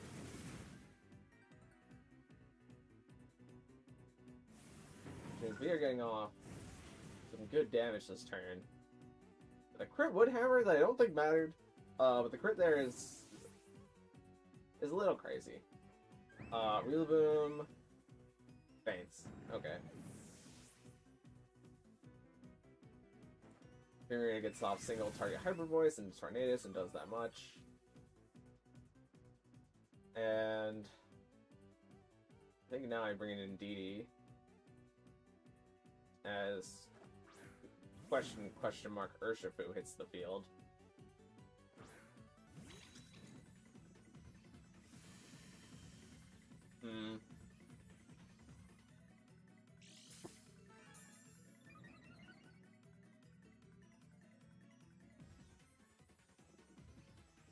So do I think this is Zoroark or do I think this is actually Urshifu is the question. If it's actually Urshifu, it dies to Moonblast. 100%.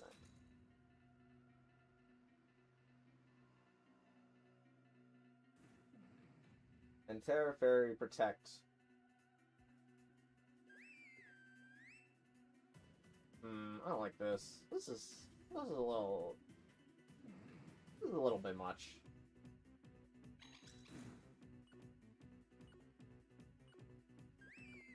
I think I have to risk it though. After crit.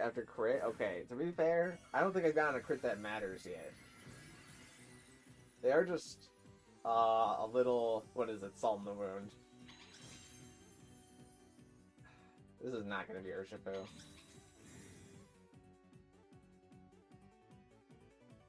It is Urshifu! Oh my gosh! That's amazing. Race goes for Bleak Wind.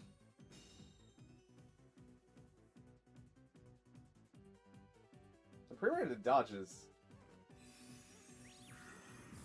That is marvelous.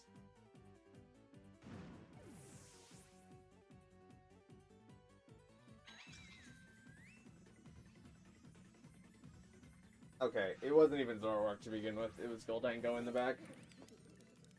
And if I'm being honest, like, I think now I lose. Because Primarina does not leave combination Hyper Voice in DD.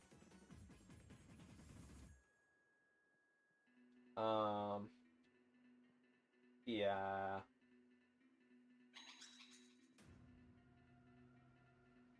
Yeah.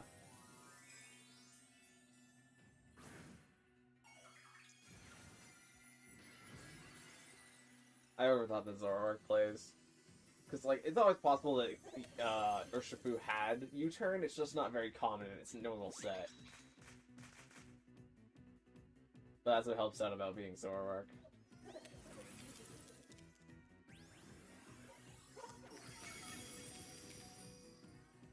Primarina, I need you to dodge the Bleak Wind Storm again. And then maybe we have, like, a 2% chance of getting out of this game. Alright, yeah, that's GG.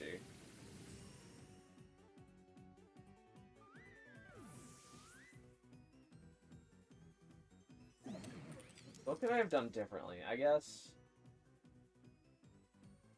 it didn't matter that one turn where I went for Woodhammer into Ursaluna, because then I took the recoil too hard, but then Rillaboom doesn't really help me against Goldango and what's his face? Urshifu.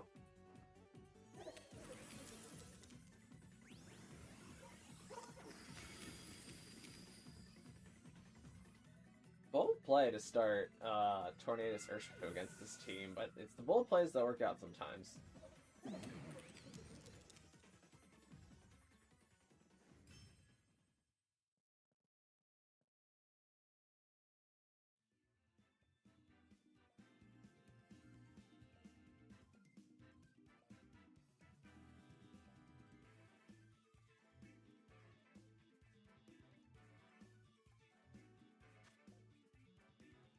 Alright, Sherry now just needs to win either the next game or the game after that, so let's see what happens. I'm gonna pick this team. Not even, like, randomly. I don't know, we're just gonna go down the line here.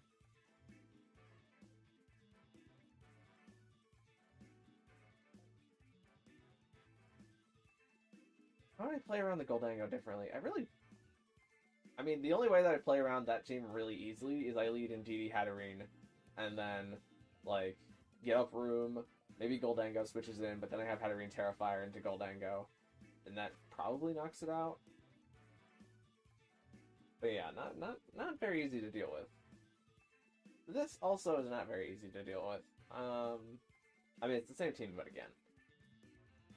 So what does I do's here?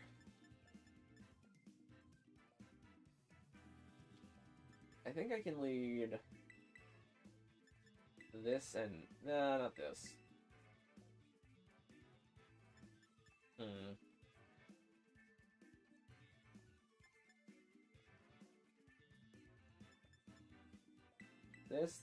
This. and this feels like a complete game plan.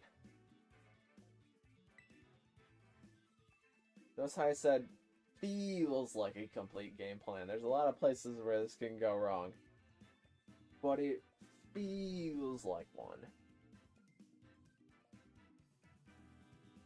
Making you go crazy about what is or isn't Zoroark is truly a win. True, true.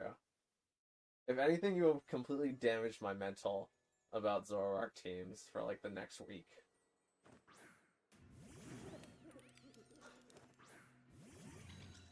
Okay.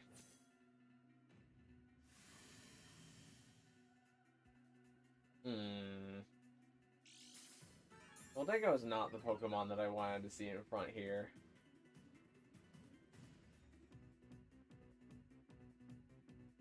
Do I take a turn finding out what is Zoroark here? Because I think I have to.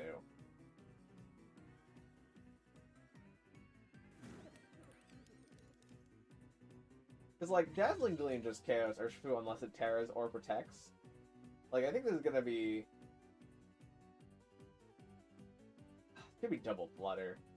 Double Flutter would be really not great here.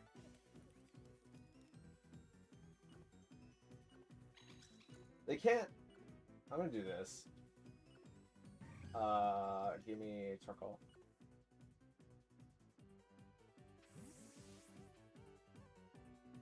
They can't... They need to tear Goldango to live in case I go for Shadow Ball, and they need to tear Urshifu or protect Urshifu in order to live with Urshifu. Let's see what they did.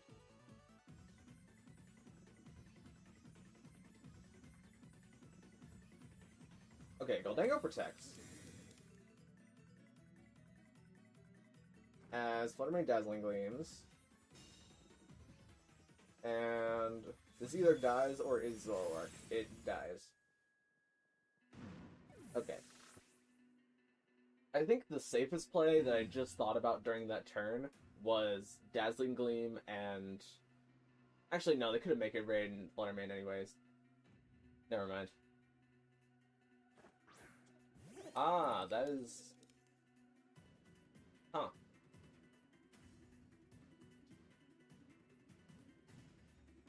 Okay.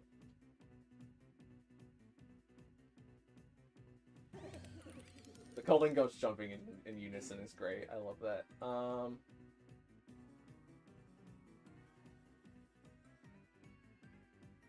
think I do this every time. Okay, we're gonna see a Taro. Is on Goldango into a pure Steel type.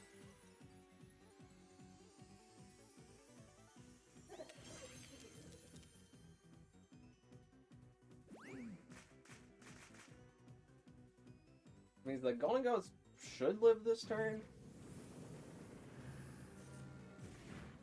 Just not with a lot of health left, and a Spit F drop. As we see Goldango go for Hyper Beam, KOing Torkoal, which is kind of the best of both worlds here, actually. Goldango goes for Make It Rain, nailing Fluttermane on sub.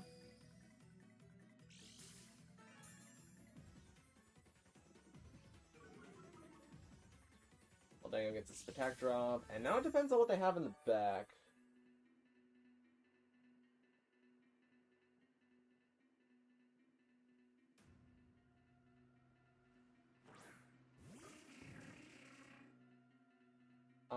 Because I can go for Dazzling Gleam and Expanding Force, and it should KO both.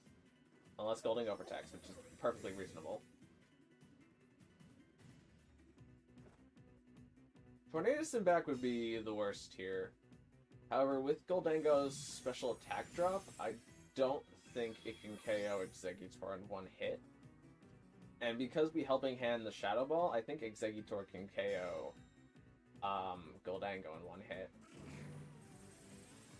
Again, it really depends on what they have in the back here. If they have Tornadus in the back, then they're still in the game. Because they need to KO Exeggutor. I did not take note of the leftovers very much. Fluttermane might just be faster than Goldango in... Okay, yeah, Ursaluna back should wrap up the game. Because this is Dazzling Gleam and Expanding Force every time.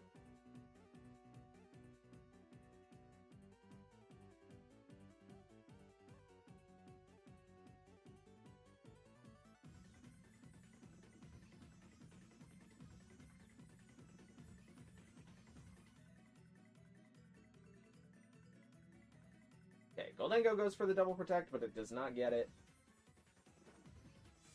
Now Dazzling Gleam comes out, deals damage into it, and Executor Expanding Force comes out. That's going to clear both.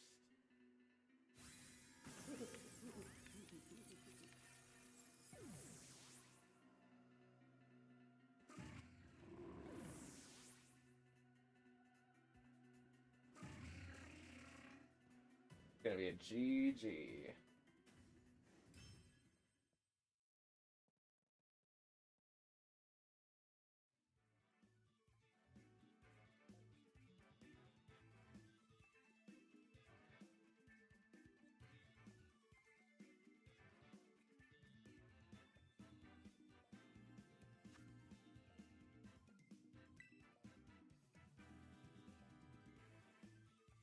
Alright, last battle of the attempt. Gonna be against the old rain team. I'm gonna change it from Ruinous, because I don't really like the Ruinous theme that much. Not as like a battle theme. I get it like as a theme. Maybe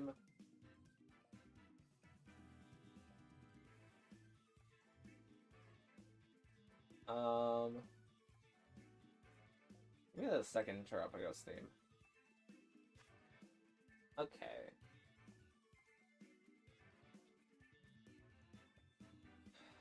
I need to think. Think. What is my game plan here? There are so many things that can really mess me up here. I don't even think I can bring Raichu, actually.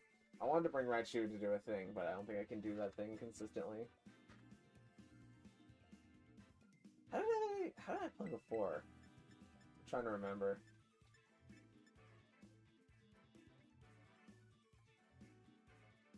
That's right, it came down to the Tornadus Amoonguss endgame. I'm expecting Amoonguss in front, but I don't really think I have a way to deal with Amoonguss in front.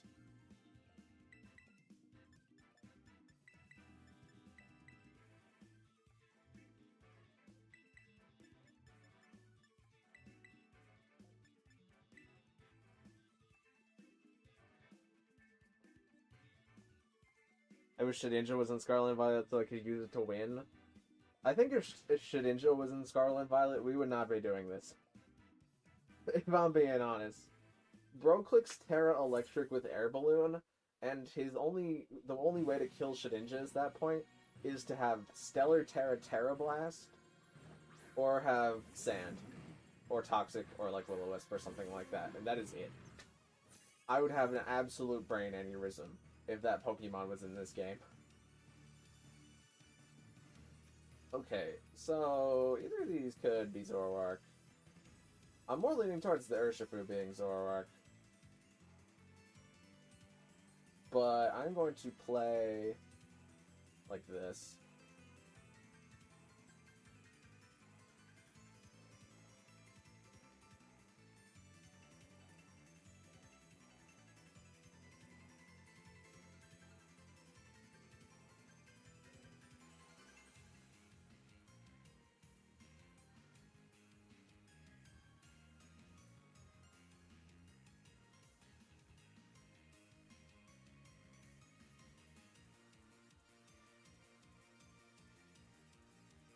Okay, Tornado's not going up for Tailwind this turn, which means that we get to Thunder Wave into Tornado. Or maybe that's just not Tornadus. There's a universe where that is Zoroark. Urshifu goes for the Wicked Blow into Pelipper.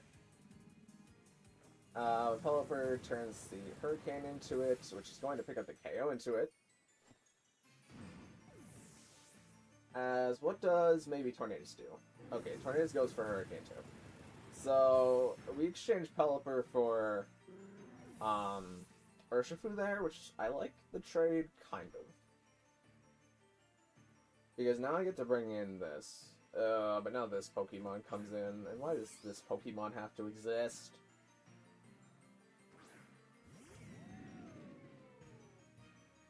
Okay, so...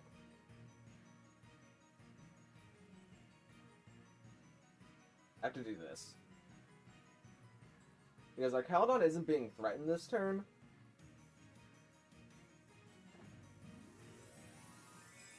You're seeing a terrestrialization.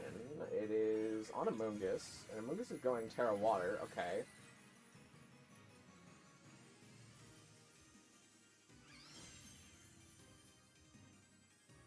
Tornadus decides to go for Protect this turn. That's perfectly understandable.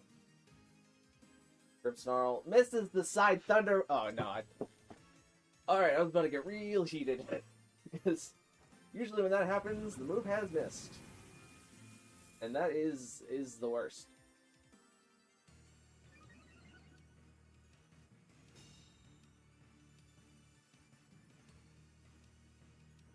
Lucas goes for the Sludge Bomb and a Grimmsnarl, and that does that much. But now I can do this, and do this. And hopefully I don't take a Paraturn. It's also, at this point, heavily dependent on what they have in the back. Like, if they have Blood Moon in the back, things get really hairy really quickly. Okay, we're gonna see Tornadus be withdrawn for who? Is it Blood Moon? It's Blood Moon. Alright, Grim gets up our screens. Okay, our Caledon does get the Electro Shot off.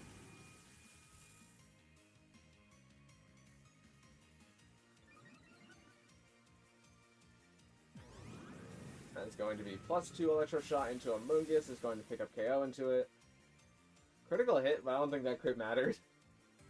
Sorry, Cherry. I know Cherry's about to go real rabid on about that crit, but it was a +2 Electro Shot. Like, you gotta give me some credit there.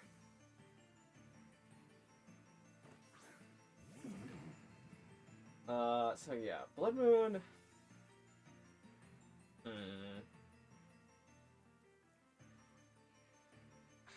Really sucks not to have Pelipper here. I think I'm going to get rid of Tornadus, and I have my light screen up, so I'm going to Spirit Break.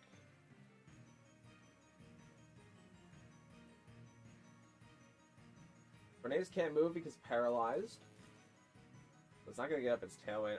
Blood Moon's going to come out into Grimmsnarl, and that is going to pick up a heckin' crit KO, which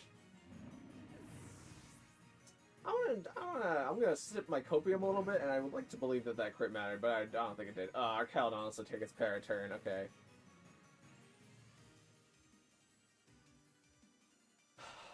Okay, so now we have. What is it? We have. It went for Blood Moon this turn, so it's probably going to go for Earth Power this turn. And I haven't used my Terra Flying yet. However, if I go for the Terra Flying and I do not manage to KO the Ursaluna, we are very cooked.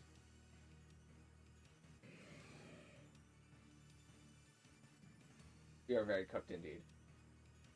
That's why we're going to go for it.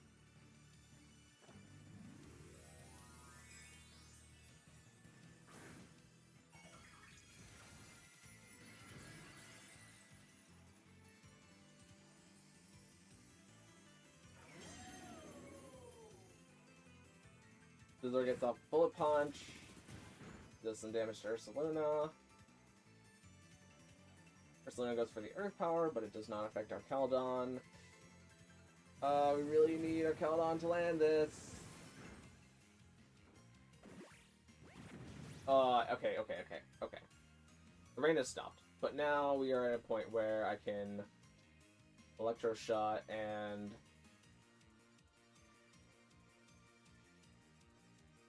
Ursaluna could have Vacuum Wave.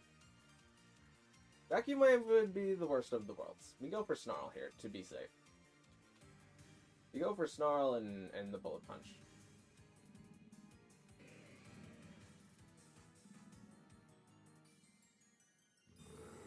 Protect makes perfect sense there.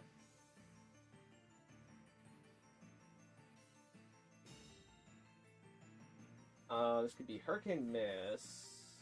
Oh no, it's Tailwind. Okay. I would have spent that turn probably just KOing Scizor. Or at least trying to KO Scizor is what I mean. Because now I have to get the double, I think. Maybe even a triple. But now Scizor goes for Bullet Punch. Wait, I should have been Electro-shotting there. Scizor gets Bullet Punch and Ursaluna. She's gonna pick up the KO. Scizor's gonna lose some HP. Raise Bleak Wind Storms, and it misses Arcaladon. But it does drop Scizor's speed. Oh yeah, we're +2 with Electro Shot right now. I think landing the Flash Cannon will get the KO. We're gonna protect Scizor so that even if they go for Bleak Wind Storm for the next 2 turns, Scizor can make it so that Arcaladon only takes spread damage Bleak Wind Storm. Or Arcaladon can just dodge it and take a Paraturn. That's like also cool.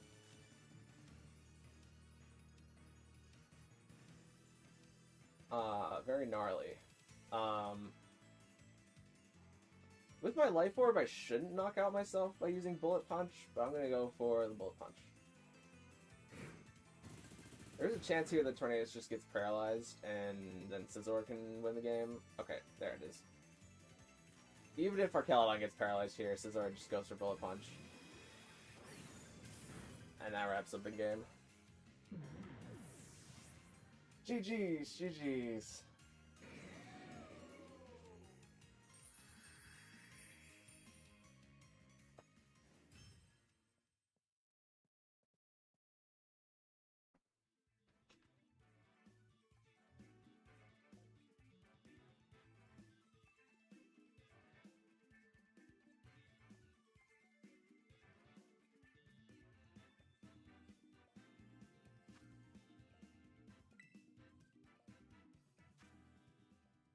Alright, floor is going to be open to challengers once again once stream catches up.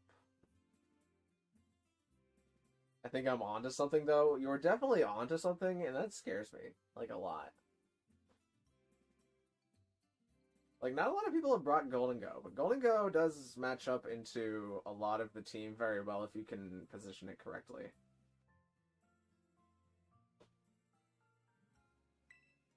Like, I have some tools for dealing with Golden Go, but I wish I had a few more of them.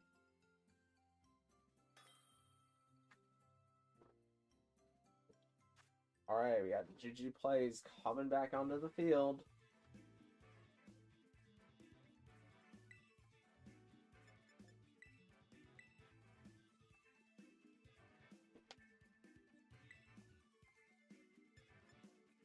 What are we going with here? Let's just keep it simple, stupid.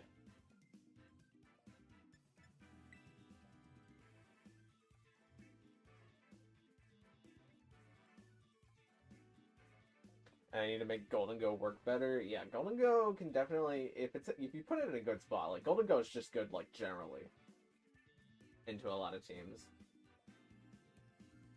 I don't know how to attack this. I think I lead this and this, and then I have this and this in the back. No, wait, actually, hold on. I'm going to do something different. We're going to do this and this. No, Raichu, I want to bring Raichu so often, but Raichu isn't, like... Raichu is only good in, like, a fraction of the games. Like, if you looked at all of the games across every single live stream so far, I think Raichu is the Pokemon that I've brought the least to anything. I'm not gonna overthink it. Let's just bring this, this, and this, and we'll see how it goes.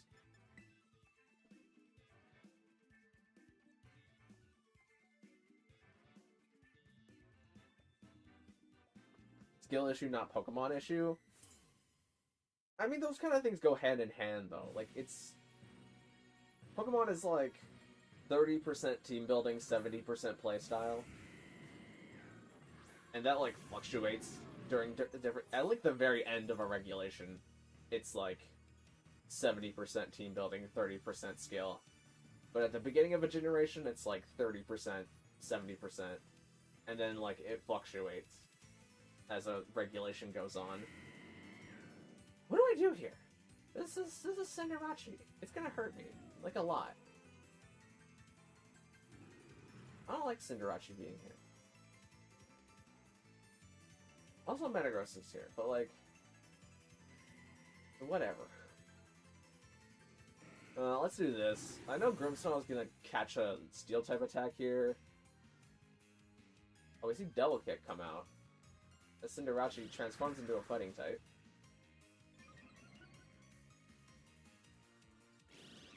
That was a crit. I was fully prepared to say, and the second Double Kick does less damage because of Arcaldon's ability procs. But that's surprising. Oh, well, the crit is returned. But that surprising crit made it so that the second Double Kick did more damage. As Metagross goes for the trick.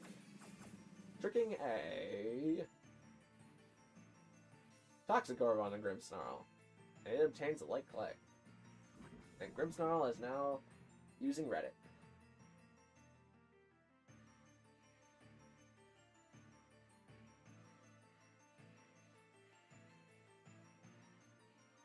Okay, so we're gonna see Arcaldon respond. And, like, I should be good to just Thunder Wave it and then click Body Press. So my Arcaldon isn't the fastest, but depending on how they train, this one might be faster than mine, and catching a crit Body Press at this point would not be ideal, to say the least.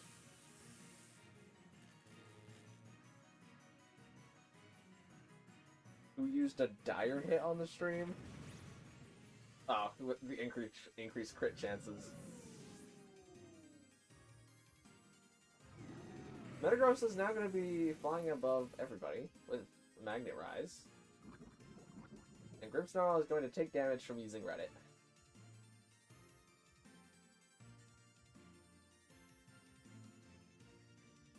Alright, now we're going to see...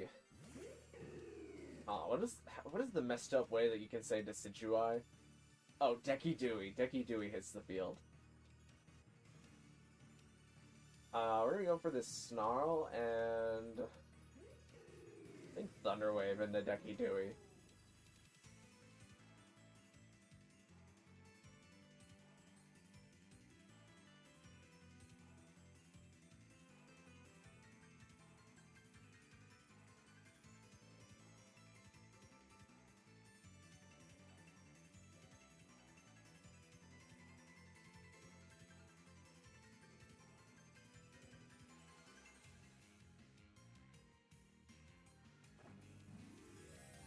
Okay, we're gonna see a Terastallization onto Decky Dewey into Terra Grass Decky Dewey.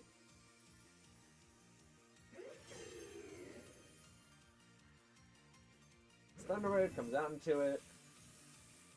It connects, so now Decky Dewey's paralyzed.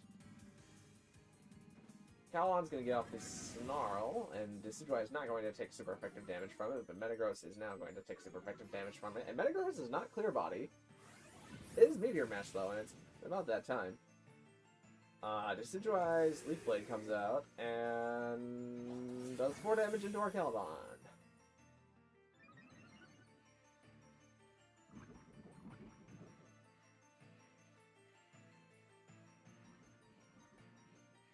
Metagross should be Bullet Punch, but it's already revealed Trick and Magnet Rise, so I don't know what to expect from this Metagross. It could do like anything right now, I feel like. My defense is currently really high though, so I'm just gonna... I don't care about Grimmsnarl anymore. We're gonna paralyze down Metagross. I'm still deciding on making Zoroark try to hyper beam things to death or use it more supportively. It's got a pretty cool moveset. It does. I like Grimmsnarl's moveset a lot, or Zoroark's moveset a lot. It's just kind of hard to hide it as things sometimes, but you're doing pretty good. You got a lot of... I don't think there's a single Pokemon on your team that you can't hide Zoroark as. At least for, like, the initial send things out turn. And now I can bring in Pelipper, and Pelipper should wrap up the game.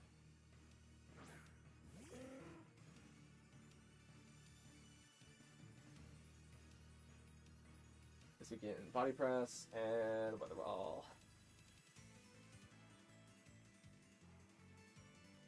How do you like my Metagross? I think your Metagross spent a lot of time doing things that weren't very beneficial.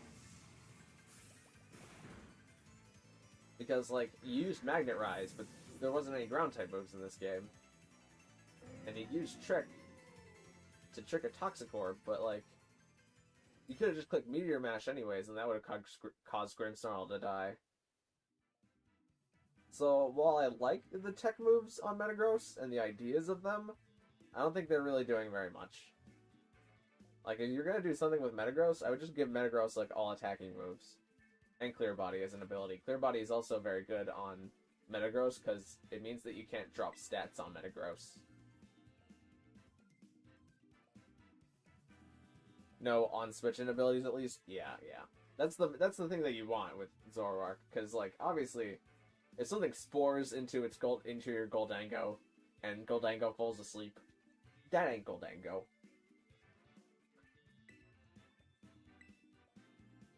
But, like, there's no, like, Drizzle, no, Photosynthesis Booster Energy Pokemon.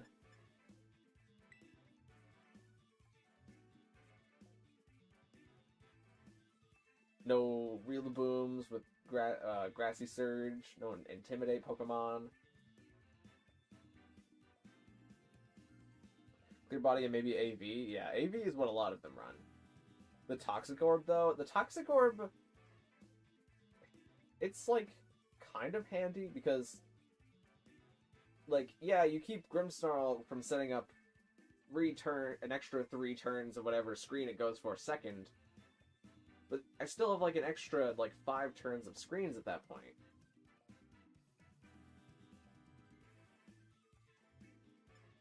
What do I do here? Was Torterra on this team before? No, it was Trophies before. Which is a very key difference. I think you leave this and this. And then, like... kind of this and...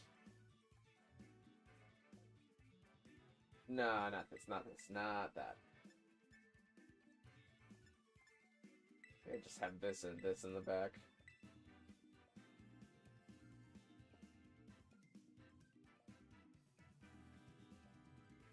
Even tricking the Assault... Well, that doesn't work. Because Trick is a status move, so you can't trick an Assault Vest, but... It would be good if you could trick an Assault Vest onto a support Pokemon, because then you completely brick the support Pokemon. And that is, like, one of the few instances where Klutz is good as an ability. Because Klutz Pokemon can trick Assault Vest. Because they don't care, they never use their item. What do I do here? I'm gonna Icy Wind and Redirect.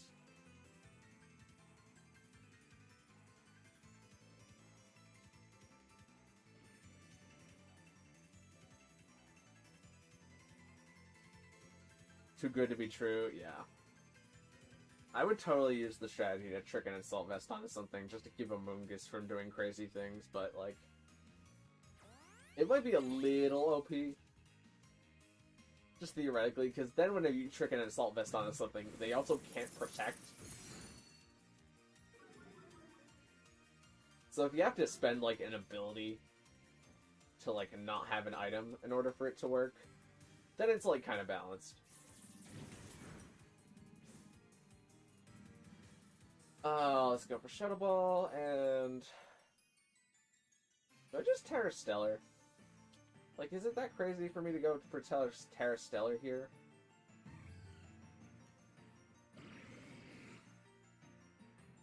Did I get rid of Fluttermane? Yeah, I think I'm gonna Terra Stellar.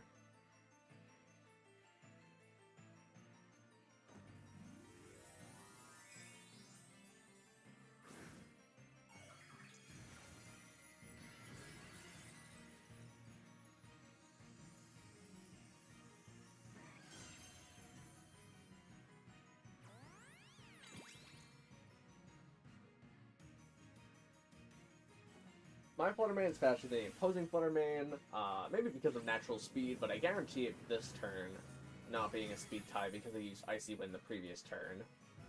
I was going to KO Fluttermane. As you see Goodra go for Iron Head again into a DD. That brings in DD under half.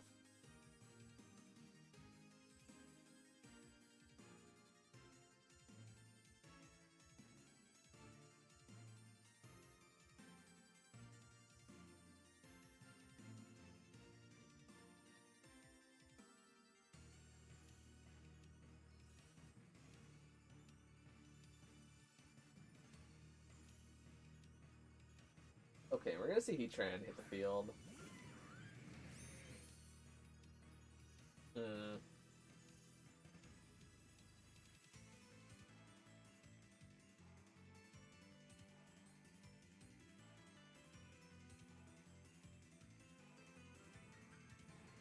think...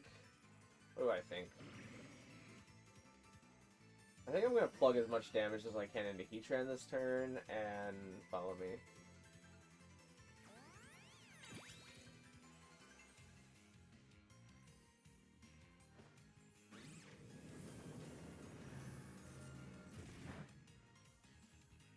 Ah, that's a Zoroark.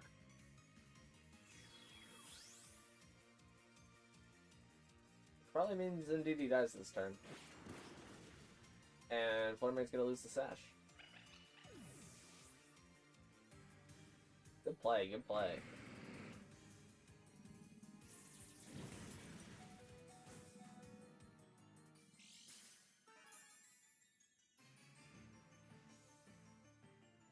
This isn't Torkoal in the back. Man, Torkoal in the back makes life so easy here.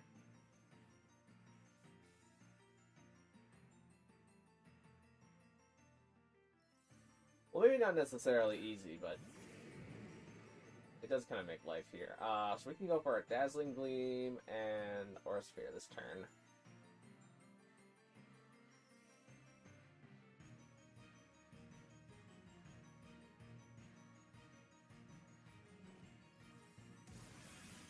Fluttermane's gonna get off its boosted Dazzling Gleam. That's gonna pick up KO into Zoroark and do some damage into Goodra.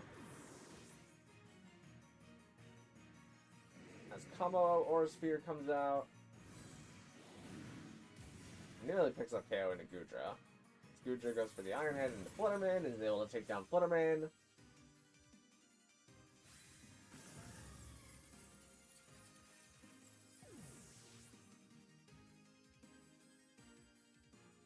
And now we gotta rely on an Incineroar.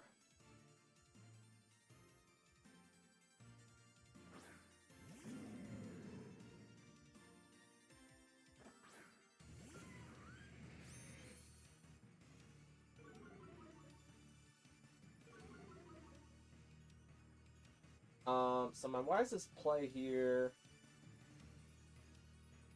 is Goodra's gonna be faster than me, so I have to Aura Sphere this turn. It's gonna be faster than Incineroar at least, but we saw last turn that Kamo is faster than Kisuigui. We're seeing a Terra this turn. And it is Heatran terrestrializing into a Fire type.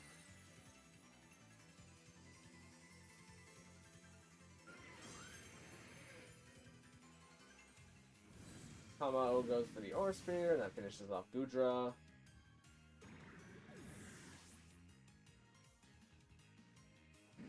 Heatran goes for Earth Power into Incineroar, and that does just under half. It doesn't get a Spit-Attack drop, which is pretty important. And we get this attack drop, and Breeding just disappears from the battlefield. Now let's go Knockoff and Force Sphere. I don't think Heatran should have physical moves, but you never know. It doesn't really hurt me too much to go... Is that just outside of my Agua range again? Gosh darn it. But that knocked off Heatran's protective pads.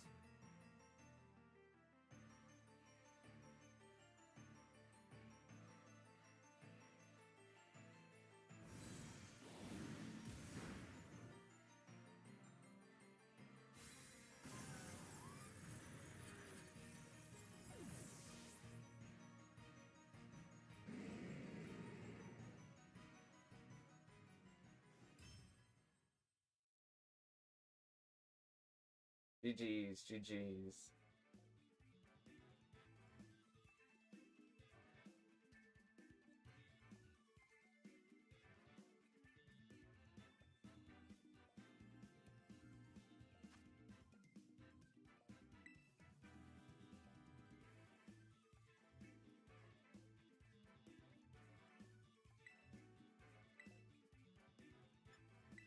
Alright, last battle against the Sand Team for this attempt.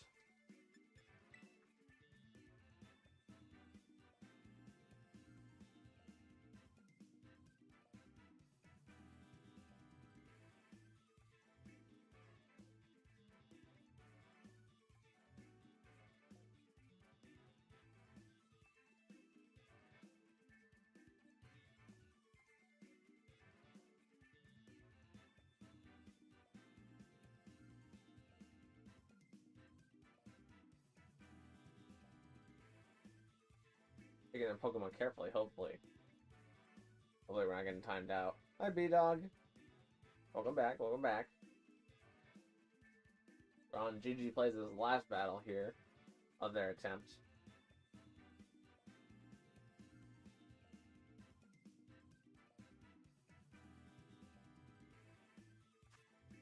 Okay, quite a group of guys and gals. Mostly gals. Mostly gals.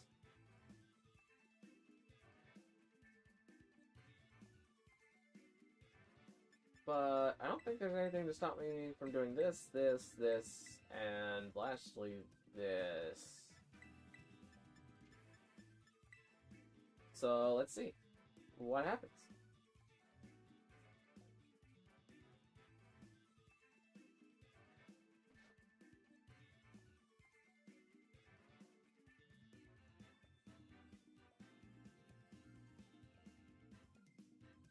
I'll be next. I can't confirm who's gonna be next because it's what's it called? It's a first come first serve system. I am, however, thinking about initiating a queue for all the future live streams, just because there is a good number of people who come in and they're like, "Yo, can I play next?" And I'm like, "Well, it's first come first serve. You can play in like 10 minutes," and then they leave in like 5 minutes because they're bored as heck. Even though, like, it helps you a lot to watch the games, because I just use the same teams over and over again. So you can figure out how to direct counter me.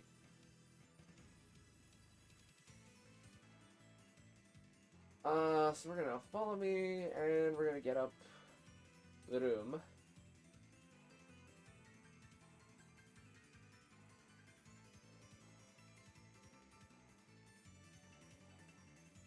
We're gonna see Ogrepon get the Protect off this turn. And then Didi gets up to follow me. And Gucci goes for Iron Head. Now Hattering's gonna get up Room.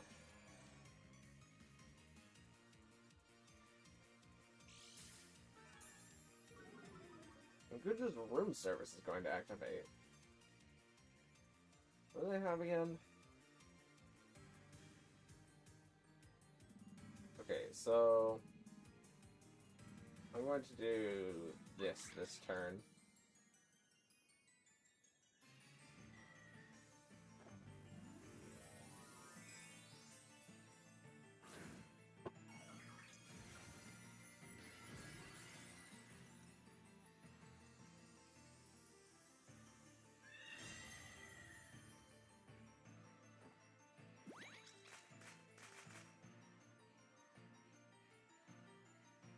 We're gonna see Ogerpon get the double.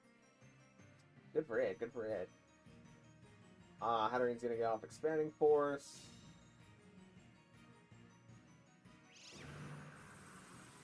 And this is just under half to Goodra. We're just gonna go for a Curse.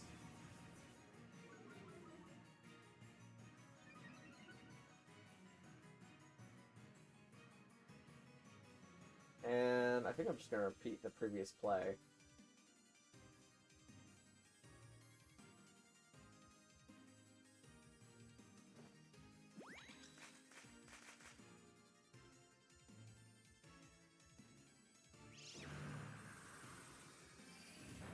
And that's going to do notable damage to Goodra, but most notably it's going to knock out Ogerpon. Let's see, Goodra go for another Curse. And now it might be slower than Hatterene and Trick Room.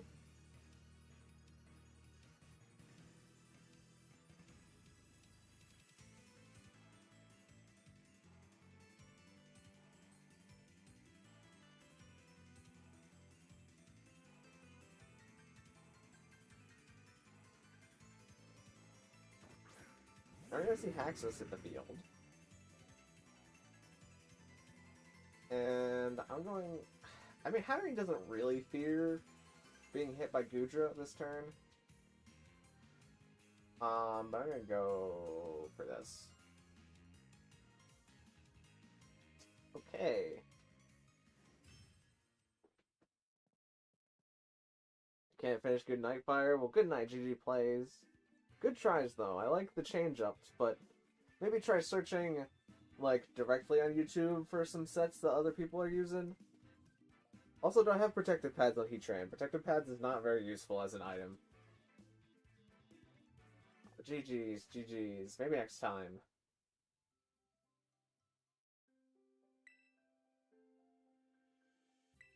Alright, once the stream catches up, the floor is going to be open for challengers yet again. And hopefully we get somebody who hasn't played yet, because I'm kind of looking to wrap things up here.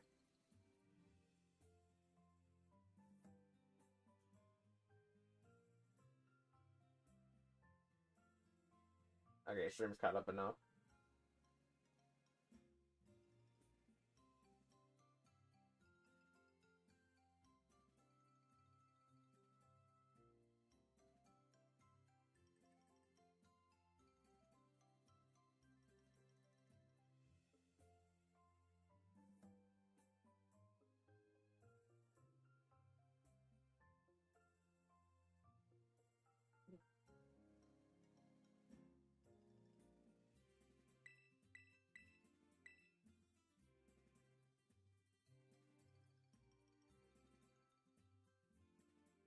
Like, you're not getting any combo, I'm missing a move? I could not get my combo, I'm missing a move. Which combo are you referring to?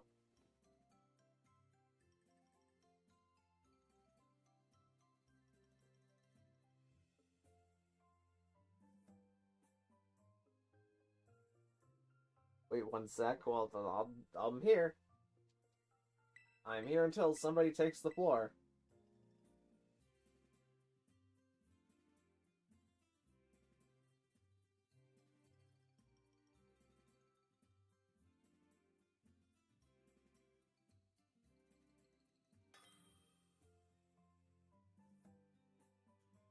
Alright, we got B-Dog.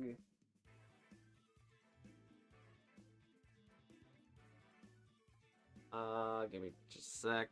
Be sure to pick Official Rules 1, B-Dog. Yeah, this is Official Rules 1. Okay, so this is not B-Dog's first attempt.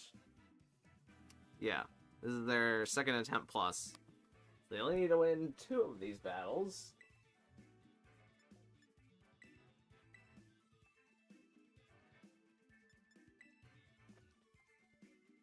And I picked teams, and they picked teams. Okay.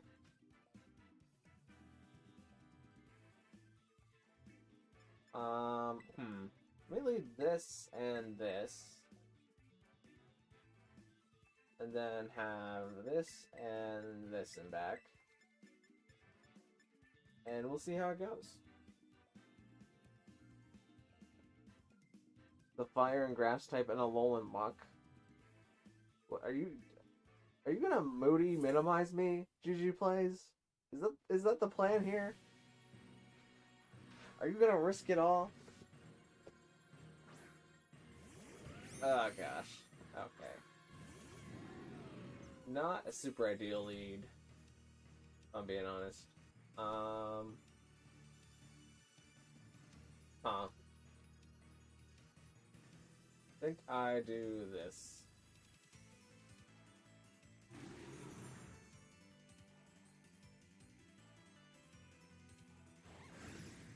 The Earthquake come out, hit their own, and KO their own Kudra. Bit violent, but I mean, I guess it's a play. Let's see, Archaludon's stamina activate. Garchomp's gonna lose some HP because of its life orb. Body Press comes out and does that much damage to Garchomp, but we take a little bit of damage back because of Rough Skin.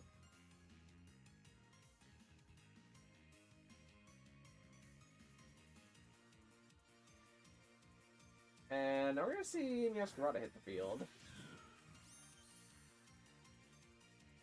And Grimmsnarl doesn't really have anything to do here.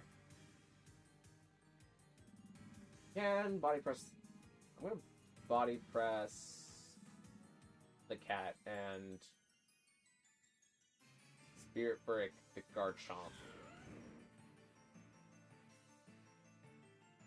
Okay, we're gonna see a Terra. If this is Ghost Terra on cat, things get a little... Okay, it's not Ghost Terra, it is Ground Terra? It's Ground Terra.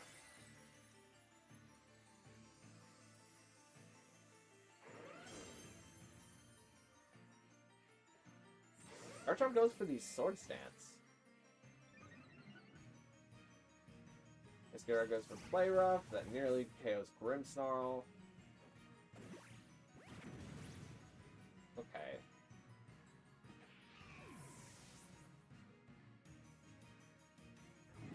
Grimmsnarl's not gonna go for the Spirit Break. And Garchomp lives because of its Terra. Rough Skin comes out. Does not cause Grimmsnarl to faint, though. And in the last spot, we see Zoroark. So I think I just do this. And this. Wait, hold on, no. I need to finish the Garchomp KO, and then Thunder Wave the Zoroark. Hopefully we land the Zoroark Thunder Wave. Zoroark might also protect this turn if this is going to be Earthquake again.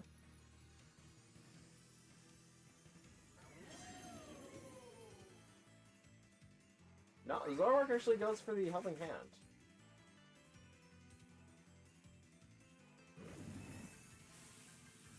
If this is Dragon Claw into... Okay, no, it's Earthquake again. We're good.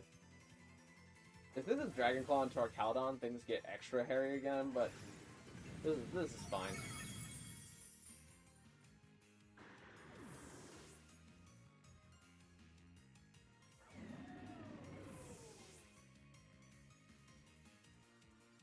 Garchomp loses some more HP. Oh, I guess I even could have just stalled out the Garchomp's Life Orb there. Because it wouldn't have had enough damage to beat Pelipper and Blastoise in the back. Oh, this is lit. Never mind. But, yeah. GG's, GG's. Now you just gotta win back-to-back, B-Dog, if you wanna take a Pokemon off of me.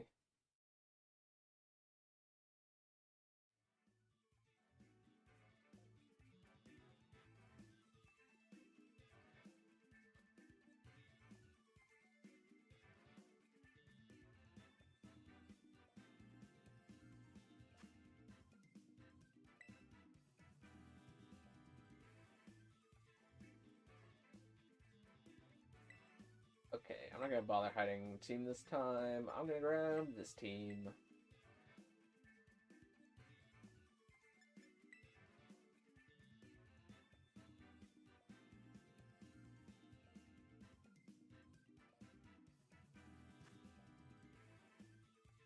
same team as before, it seems like. And if that's the case, then I'm gonna lead this and this. And then have... Actually...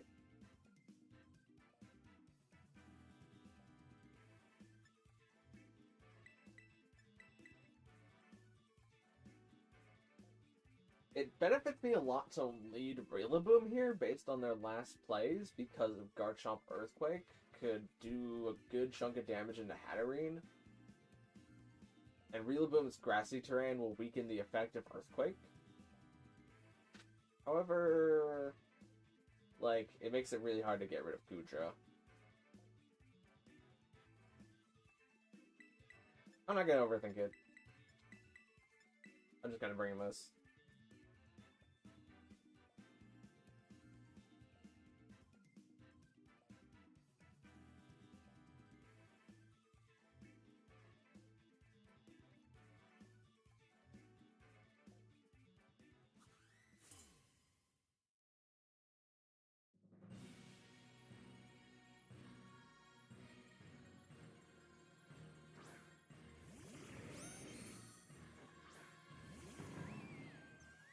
Okay, it is Garchomp and Hisui on the field. So I'm going to fake out the Goodra and Ice Beam into Garchomp.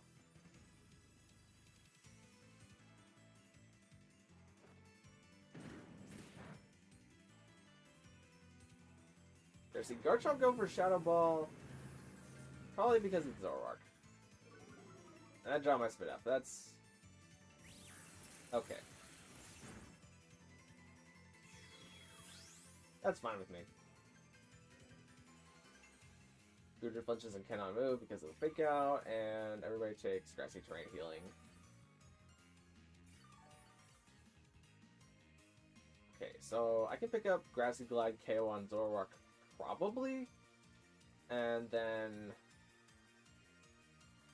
do I want to damage Goodra? I feel like I need to damage Goodra. I'm going to damage Goodra. Okay, Zoroark is going for the Helping Hand, so that means it gets to do something before getting knocked out by Rillaboom. Zoroark gets knocked out by Rillaboom. And what's the Goodra gonna do? What's it gonna do? Wait, I messed up the joke. Okay, it's gonna Ice Spinner into Rillaboom. For about half of Rillaboom's health. That, if this is Garchomp, I don't like if this is Garchomp. Okay, it's Meowscarada.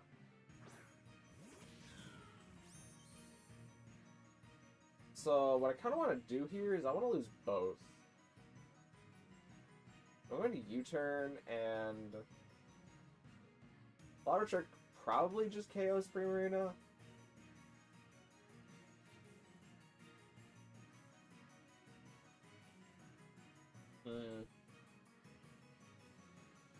I'm actually going to preserve Primarina for another turn.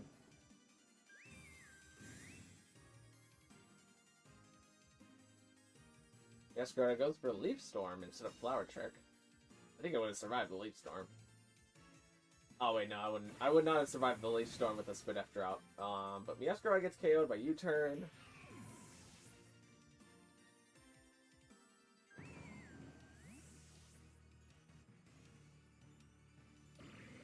And I guess Indeedee is our best swap here. Because I don't want Hatterene taking an Ice Spinner if it doesn't have to.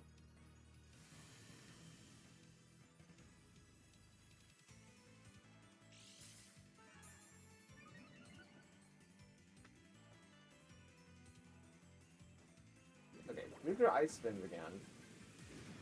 Which destroys terrain again.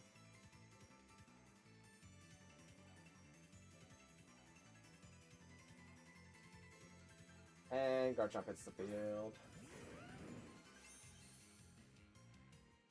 So I don't need the Spit F buff on Indeedee anymore, so I'm going to send in Rillaboom to maybe die. But we're going to get the Ice Beam off into Garchomp.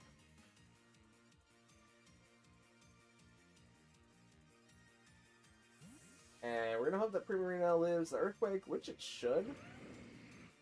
It should always live it in the grassy terrain with the health that we have left. Like, always live. Like, even if it crit. Stone Edge comes out, but Primarina dodges it, which... I don't know the calcs on that, but it's not a stab move, so I feel like Primarina would have lived it.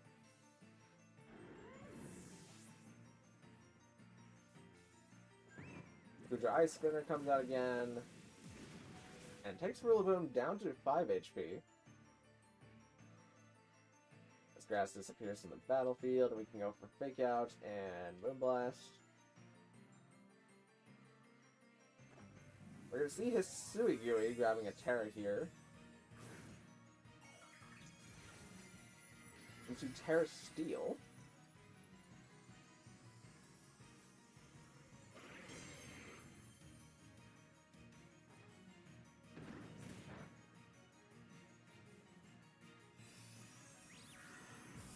Goodra, now not being neutral to the Moonblast, doesn't take so much damage from it, but we do get a attack drop.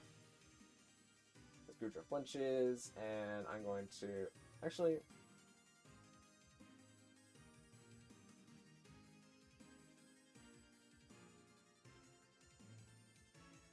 I think it does me the best to just click Wood Hammer here, and Hyper Voice.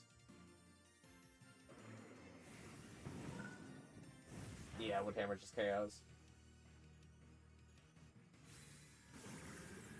So, what would happen there is, if Wood Hammer somehow didn't KO, then Rillaboom dies from the recoil, and then maybe it KOs Primarina, but then I get Indeedee and Hatterene on the field, and I set Trick Room, and then we're just good.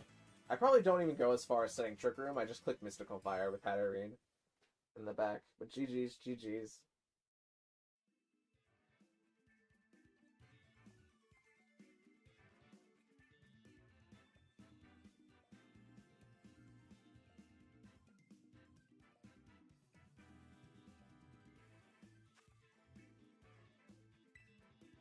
B-Dog, you are unable to get a Pokemon in this attempt. However, there is the third battle of your attempt. If you would like to play it out, you are more than welcome to.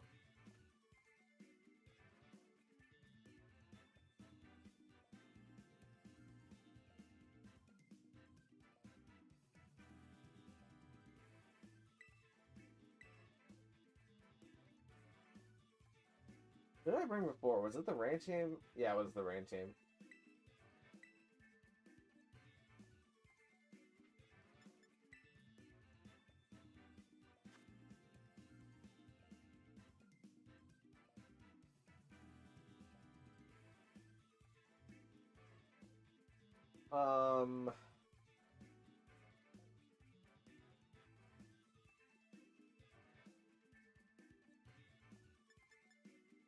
Let me think here.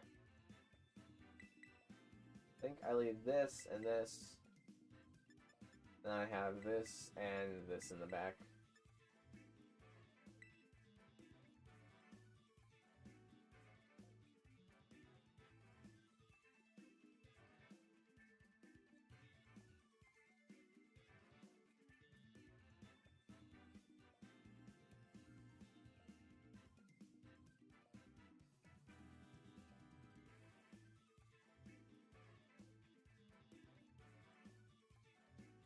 And let's go at it.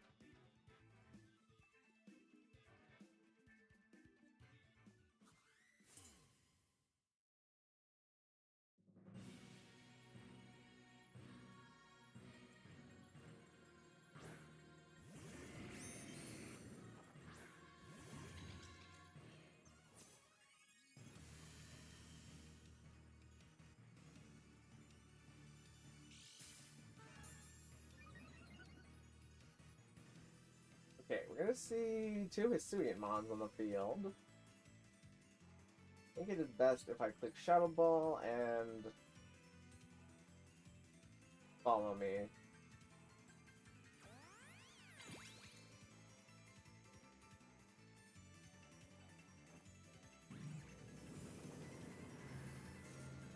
The ball is going to pick up KO into Typhlosion.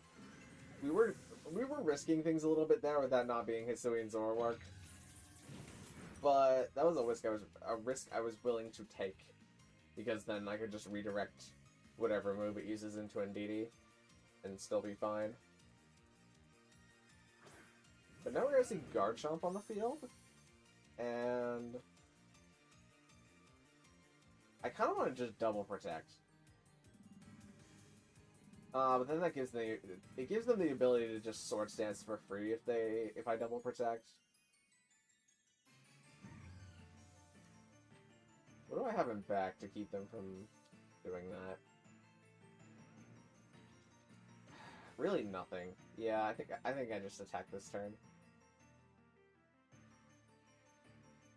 Maybe Indeedee. This is a very volatile turn. I'm gonna Helping Hand. Okay, they're probably Terra Grounding their Garchomp. But for what purpose, I do not know.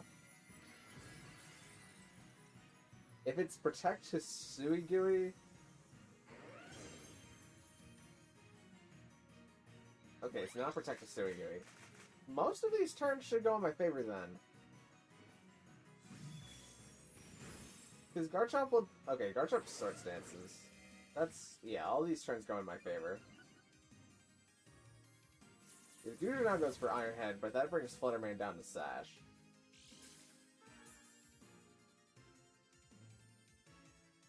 So every combination of turn... The only one that is the worst is if Gudra protects and Garchomp goes for Earthquake. But even then, like, I can just pick up Dazzling Gleam KO. That was with the Helping Hand boost, wasn't it? I think it is best to double protect here. And wait to see what happens. They shouldn't have a way of making themselves faster. And they didn't protect Garchomp, but if they protected Garchomp and then attacked with Gudra, then I could lose Fluttermane. But they did not do that. They didn't Earthquake either, they Stone Edge. And they Muddy Watered, okay. Smart play, smart play.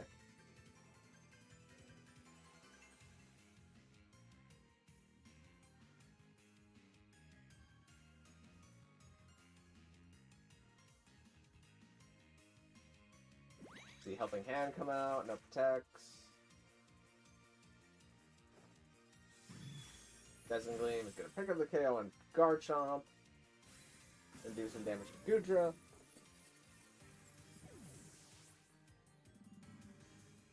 Gudra goes for the Muddy Water.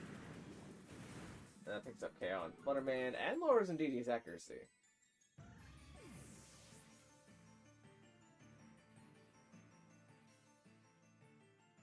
I'm going to send in Kamo here. I'm not sure how many turns I have left on the Psychic Terrain, but I think it's better to wait with Kamo in the back. Okay, it's Samurai here.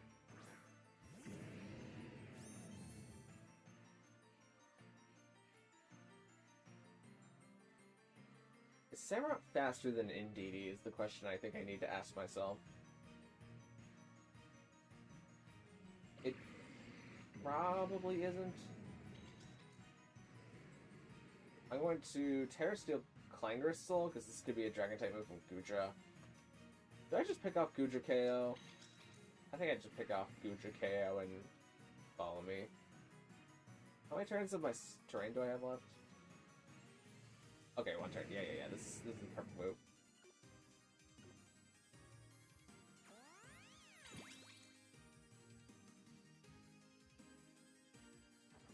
Kamo is able to pick off KO and Gudra.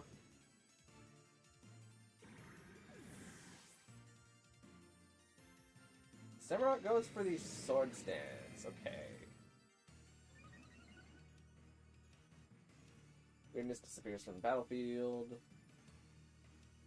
They shared Garchomp, so they can't tear out of being weak to Aura Sphere with Samurott.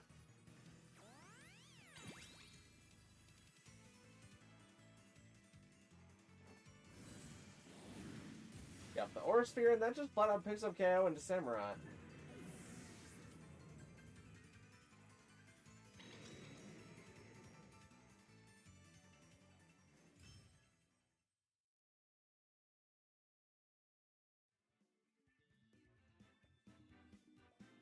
didn't even need Incineroar to come out there. Even though it would have been kind of helpful. The fake out and Clangorous turn could be big. But GG's, B-Dog. Maybe think about changing up your mons a little bit from just a bunch of Hisui mons that happen to be shiny, because they don't have great synergy with each other, except for maybe, like... No, actually, I don't know if any of the Pokemon have synergy with each other, except for Zoroark. If you hide Zoroark, it's a lot of the Hisui mons. But other than that, they don't have a lot of synergy with each other.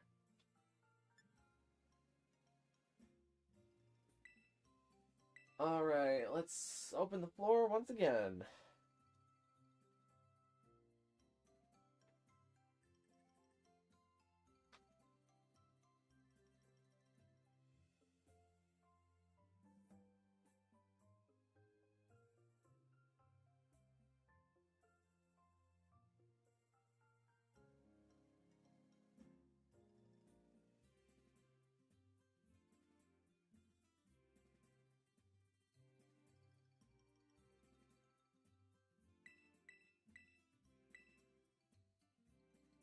If I don't get anybody in the next 2 double battles attempts, I think I'm just going to call it a night.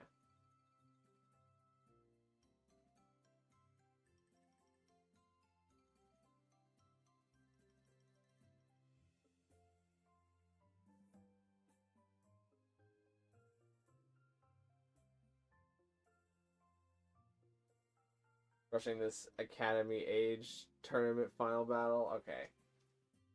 Then I won't end if I don't get anybody on this next one.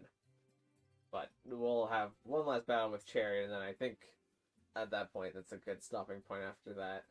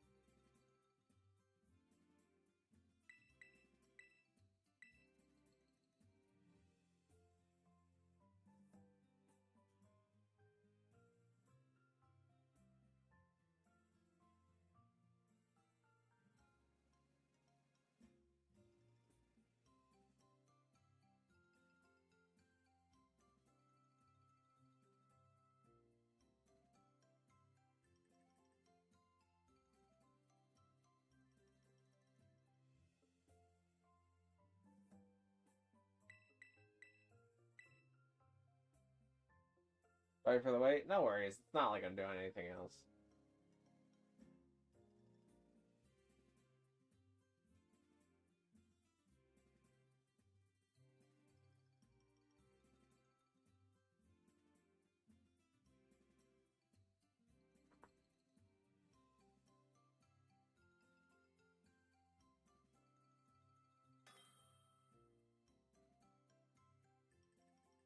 Alright, here we go. Last battle of the night.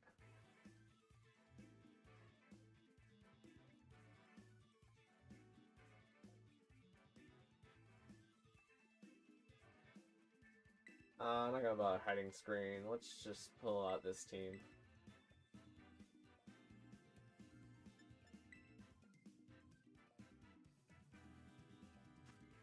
Okay. Same 6 as last time.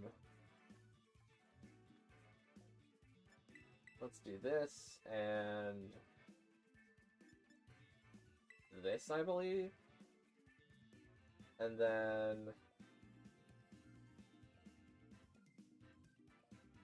this, and this was the play.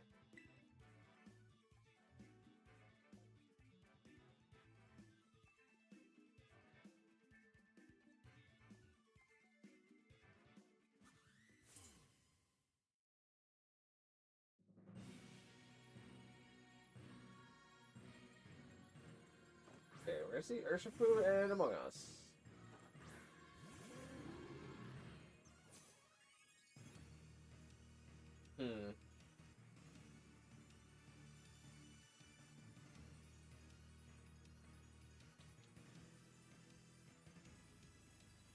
There's a lot of ways this turn can go. I think it's gonna be Terra Amoongus.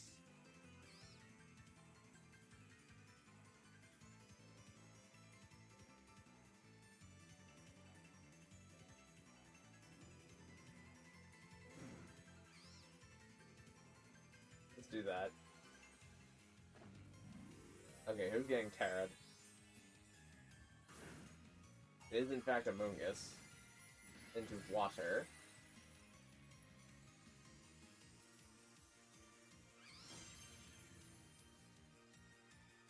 Who's going to detect this turn? Alright. Can't remember who I Spirit Broke.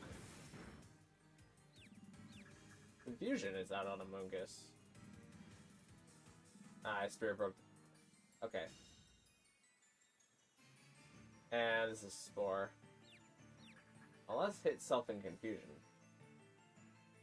Nope, it's Spore.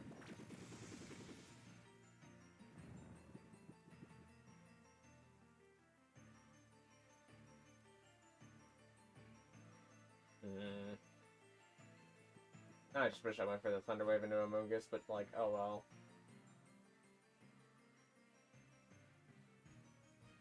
Yeah, there's nothing I can really do now.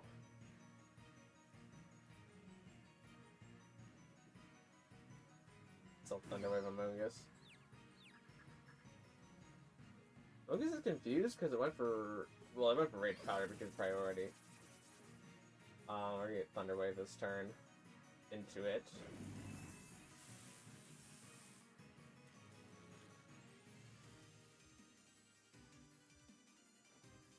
And that's Zoroark.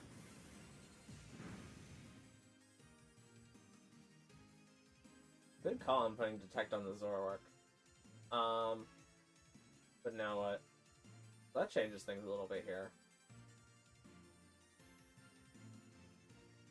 Changes things a lot, actually. If I if I wake up with Pelipper and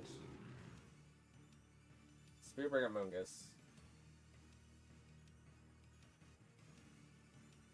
Imagine if this was Hyper Beam Urshifu, that would be crazy.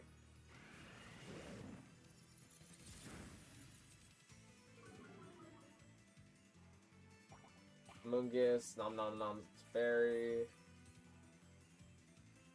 Probably puts it just above Hurricane range. Ah, but it takes the Paraturn. Okay. If that was Sleep in the Grimmsnarl, it would be good for it. But this is going to be Light Screen from me.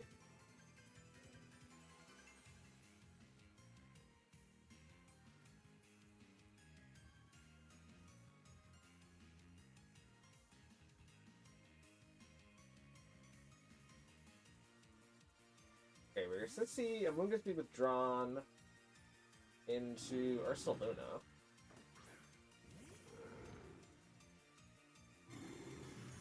Amoongus got his Regenerator, so now it lives another Hurricane even. Everybody comes out, but Grimmsnarl is going to live this time because of the screens, as Pelipper takes its third turn of sleep, which is not preferred. We're going to... I think Hurricane anyways, because this could be switched back into Amoongus. And Spirit Break.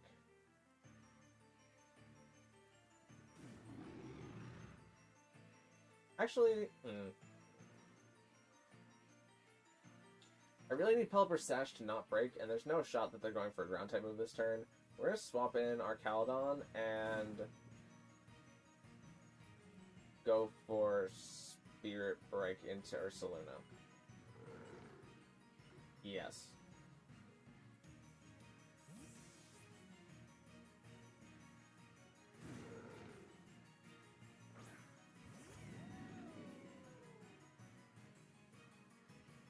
Does the Blood Moon come out into our Caledon? Does about a quarter, maybe?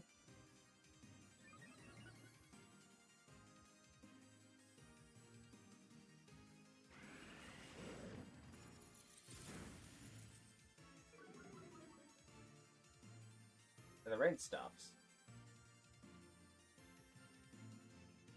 Now what do I do? I could predict an Amoonguss switch back in and body press the Urshifu. I'm gonna body press Ursaluna and I think click Thunder Wave into questionably Urshifu. Okay, we see Ursaluna be withdrawn into what though? Okay, Amoonguss returns to the field. Grimmsnarl goes for Thunder Wave, but Urshifu dodges it. Hyper Beam's gonna pick off Grimmsnarl.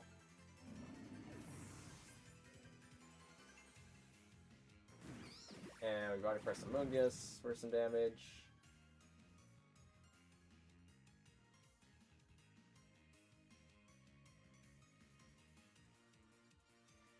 And I think we get in Scizor here.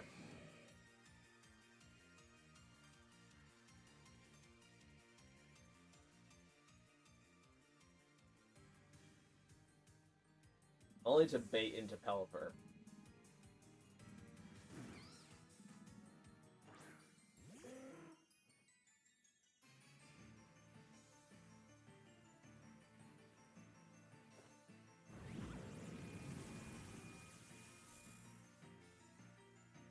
+1, Electroshot, In-Brain. It's a pretty good chance of KOing here. Yeah, there we go.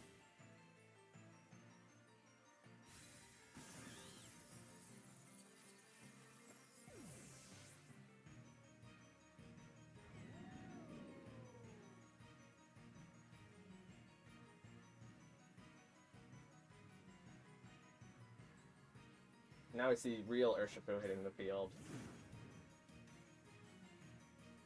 And so this is either going to be Wicked Blow into Pelipper or Wicked Blow into our Caledon, because they can only really have one KO here, because of how I have things set up.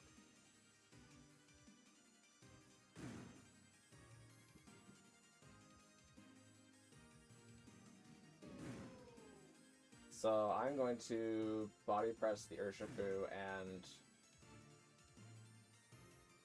Hurricane into Urshifu.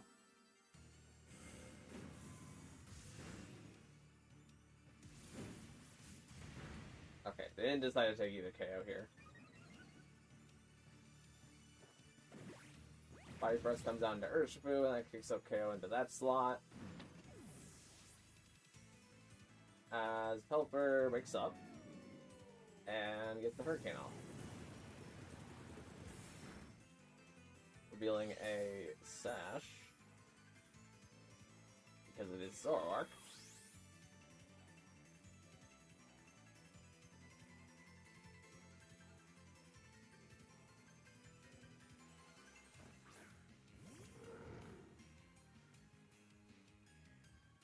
Yeah, I got plenty of turns of screen left. This should always be this, and because I just need to pick off Ursaluna. Zoroark goes for Hyper Beam. That picks up KO into Pelipper.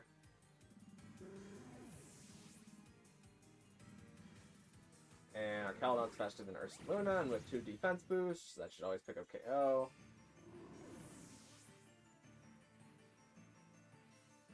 And now we get to swap in Scizor.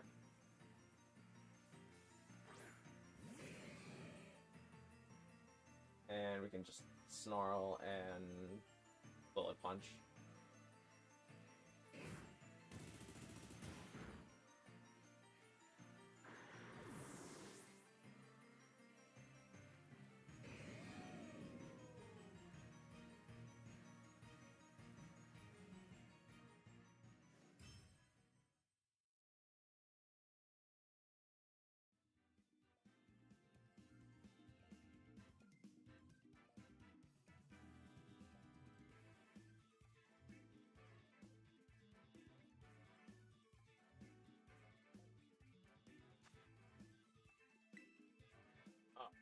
Second game.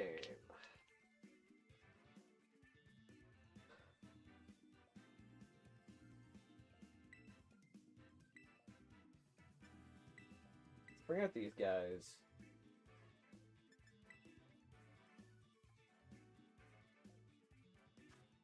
Okay. So, what do I do here? Last time it was a Golden Go lead into this team. And I did Fluttermane and Didi. I think that's still good. And then we'll have Exeggutor and who? Who was in that last game? I think it was Incineroar. Does Incineroar help me out the most here? No, actually, it might have been Torkoal. Who came to that game? Or who helps me out the most? I guess Incineroar does.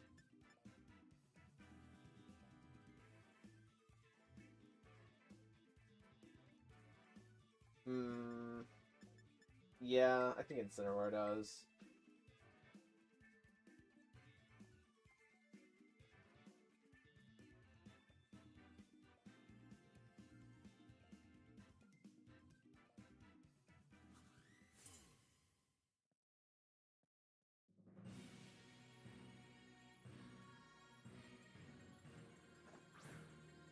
Okay, we're gonna see the same lead as the last time. Well, not the last time, but the last time that the Sun team faced this team.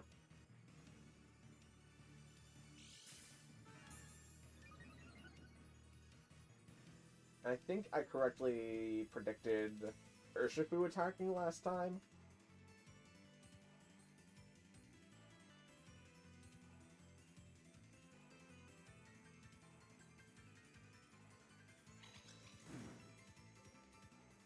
So we're gonna do it again.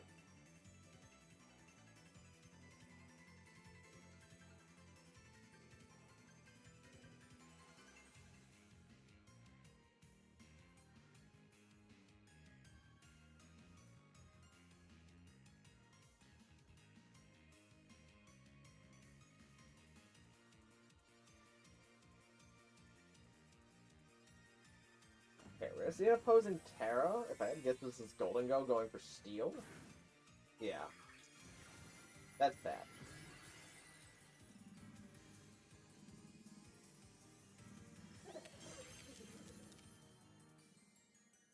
Okay, we're not seeing Urshifu question mark protect.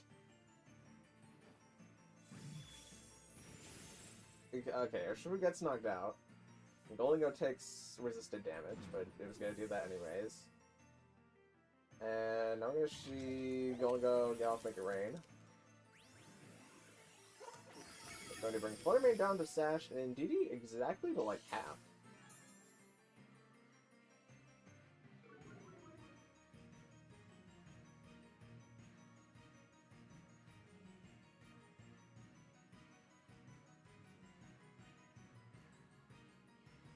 Now we're gonna see Ursulina the Paldean champion enter. And I think if I Icy Wind and Protect, I'll be good. Okay, we're gonna see Golden Go actually be withdrawn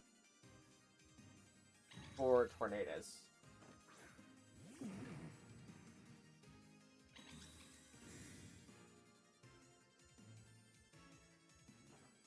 Bloomerman gets off the Icy Wind, which is super effective into both.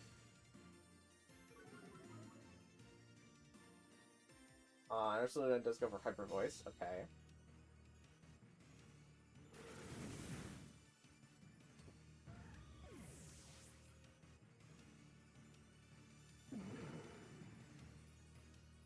Now we're going to bring in Exeggutor.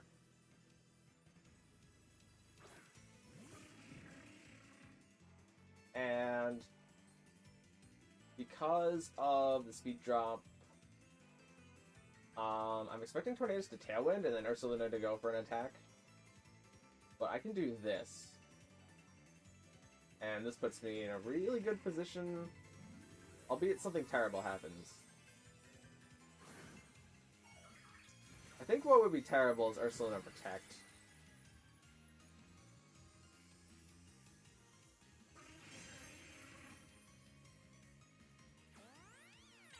What happens here?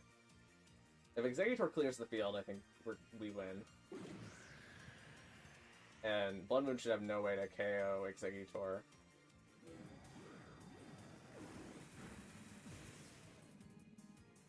Indeedee eats the Blood Moon, but thank you for your sacrifice, Indeedee, as Exeggutor is now going to be able to get off its Expanding Force. That KOs both. Okay.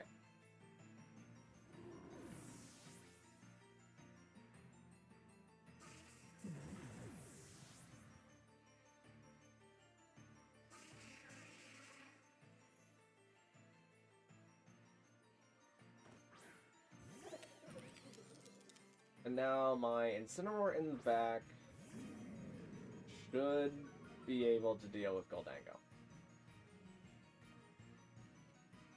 Because Exeggutor is going to die in one hit. Like, that's irrefutable, but what's better here? The Snarl or the knockoff? I think it's the knockoff. Mega Rain comes out, that makes perfect sense. Going to KO Exeggutor, but Incineroar is going to take maybe a little bit less than half, mostly less than half, from that attack. Gholdengo is going to get its special attack dropped. This is not super effective anymore. But Incineroar gets off Knockoff, which knocks off the Choice Specs, which is going to decrease the damage more, so it's better that I went for Knockoff. And Gholdengo is going to go for Dazzling Gleam. And Incineroar goes for the knockoff, and that is going to pick up Gholdengo KO.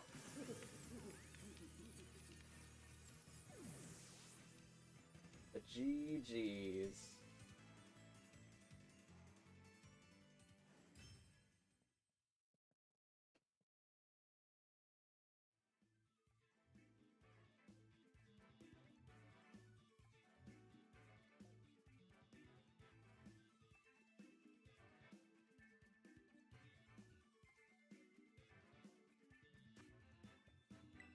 Alright, looks like Cherry's good to finish their attempt there. I think that's where we're going to finish today. Just over 3 hours of playtime.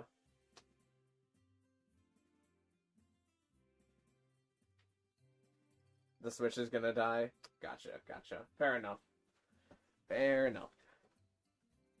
But GG's, GG's. I think if the turn where you have Tornadus and Blood Moon on the field, I think if you swap Bloodmane into Gholdengo that one turn, you would win. Because then you have Tailwind and Blood Moon and Gholdengo on the field, because Expanding Force won't KO Gholdengo. And then Blood Moon and Gholdengo can beat...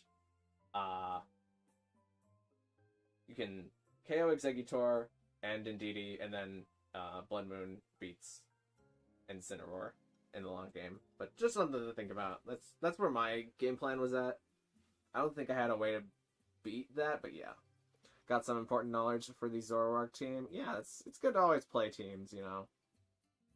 See how they work out. Expect more Zoroark mind games next time.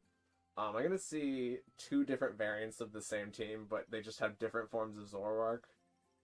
That'd be crazy. If it's a 50-50 split between which Zoroark is coming. in Team Preview. You can't bring both. That's kind of disappointing, because if any Pokemon deserves to have both of its forms brought, I feel like it's Zoroark. But if that was a rule, then we would also have both forms of Urshifu being legal. And my to God, I do not want to play a game where I have to beat both forms of Urshifu in the same game. I may have accidentally put a Detect and Assault Vest on Urshifu. Oh. Yeah, that'll do it. Not that I'm mad for turn 1, but I tried to Detect. Yeah, I mean...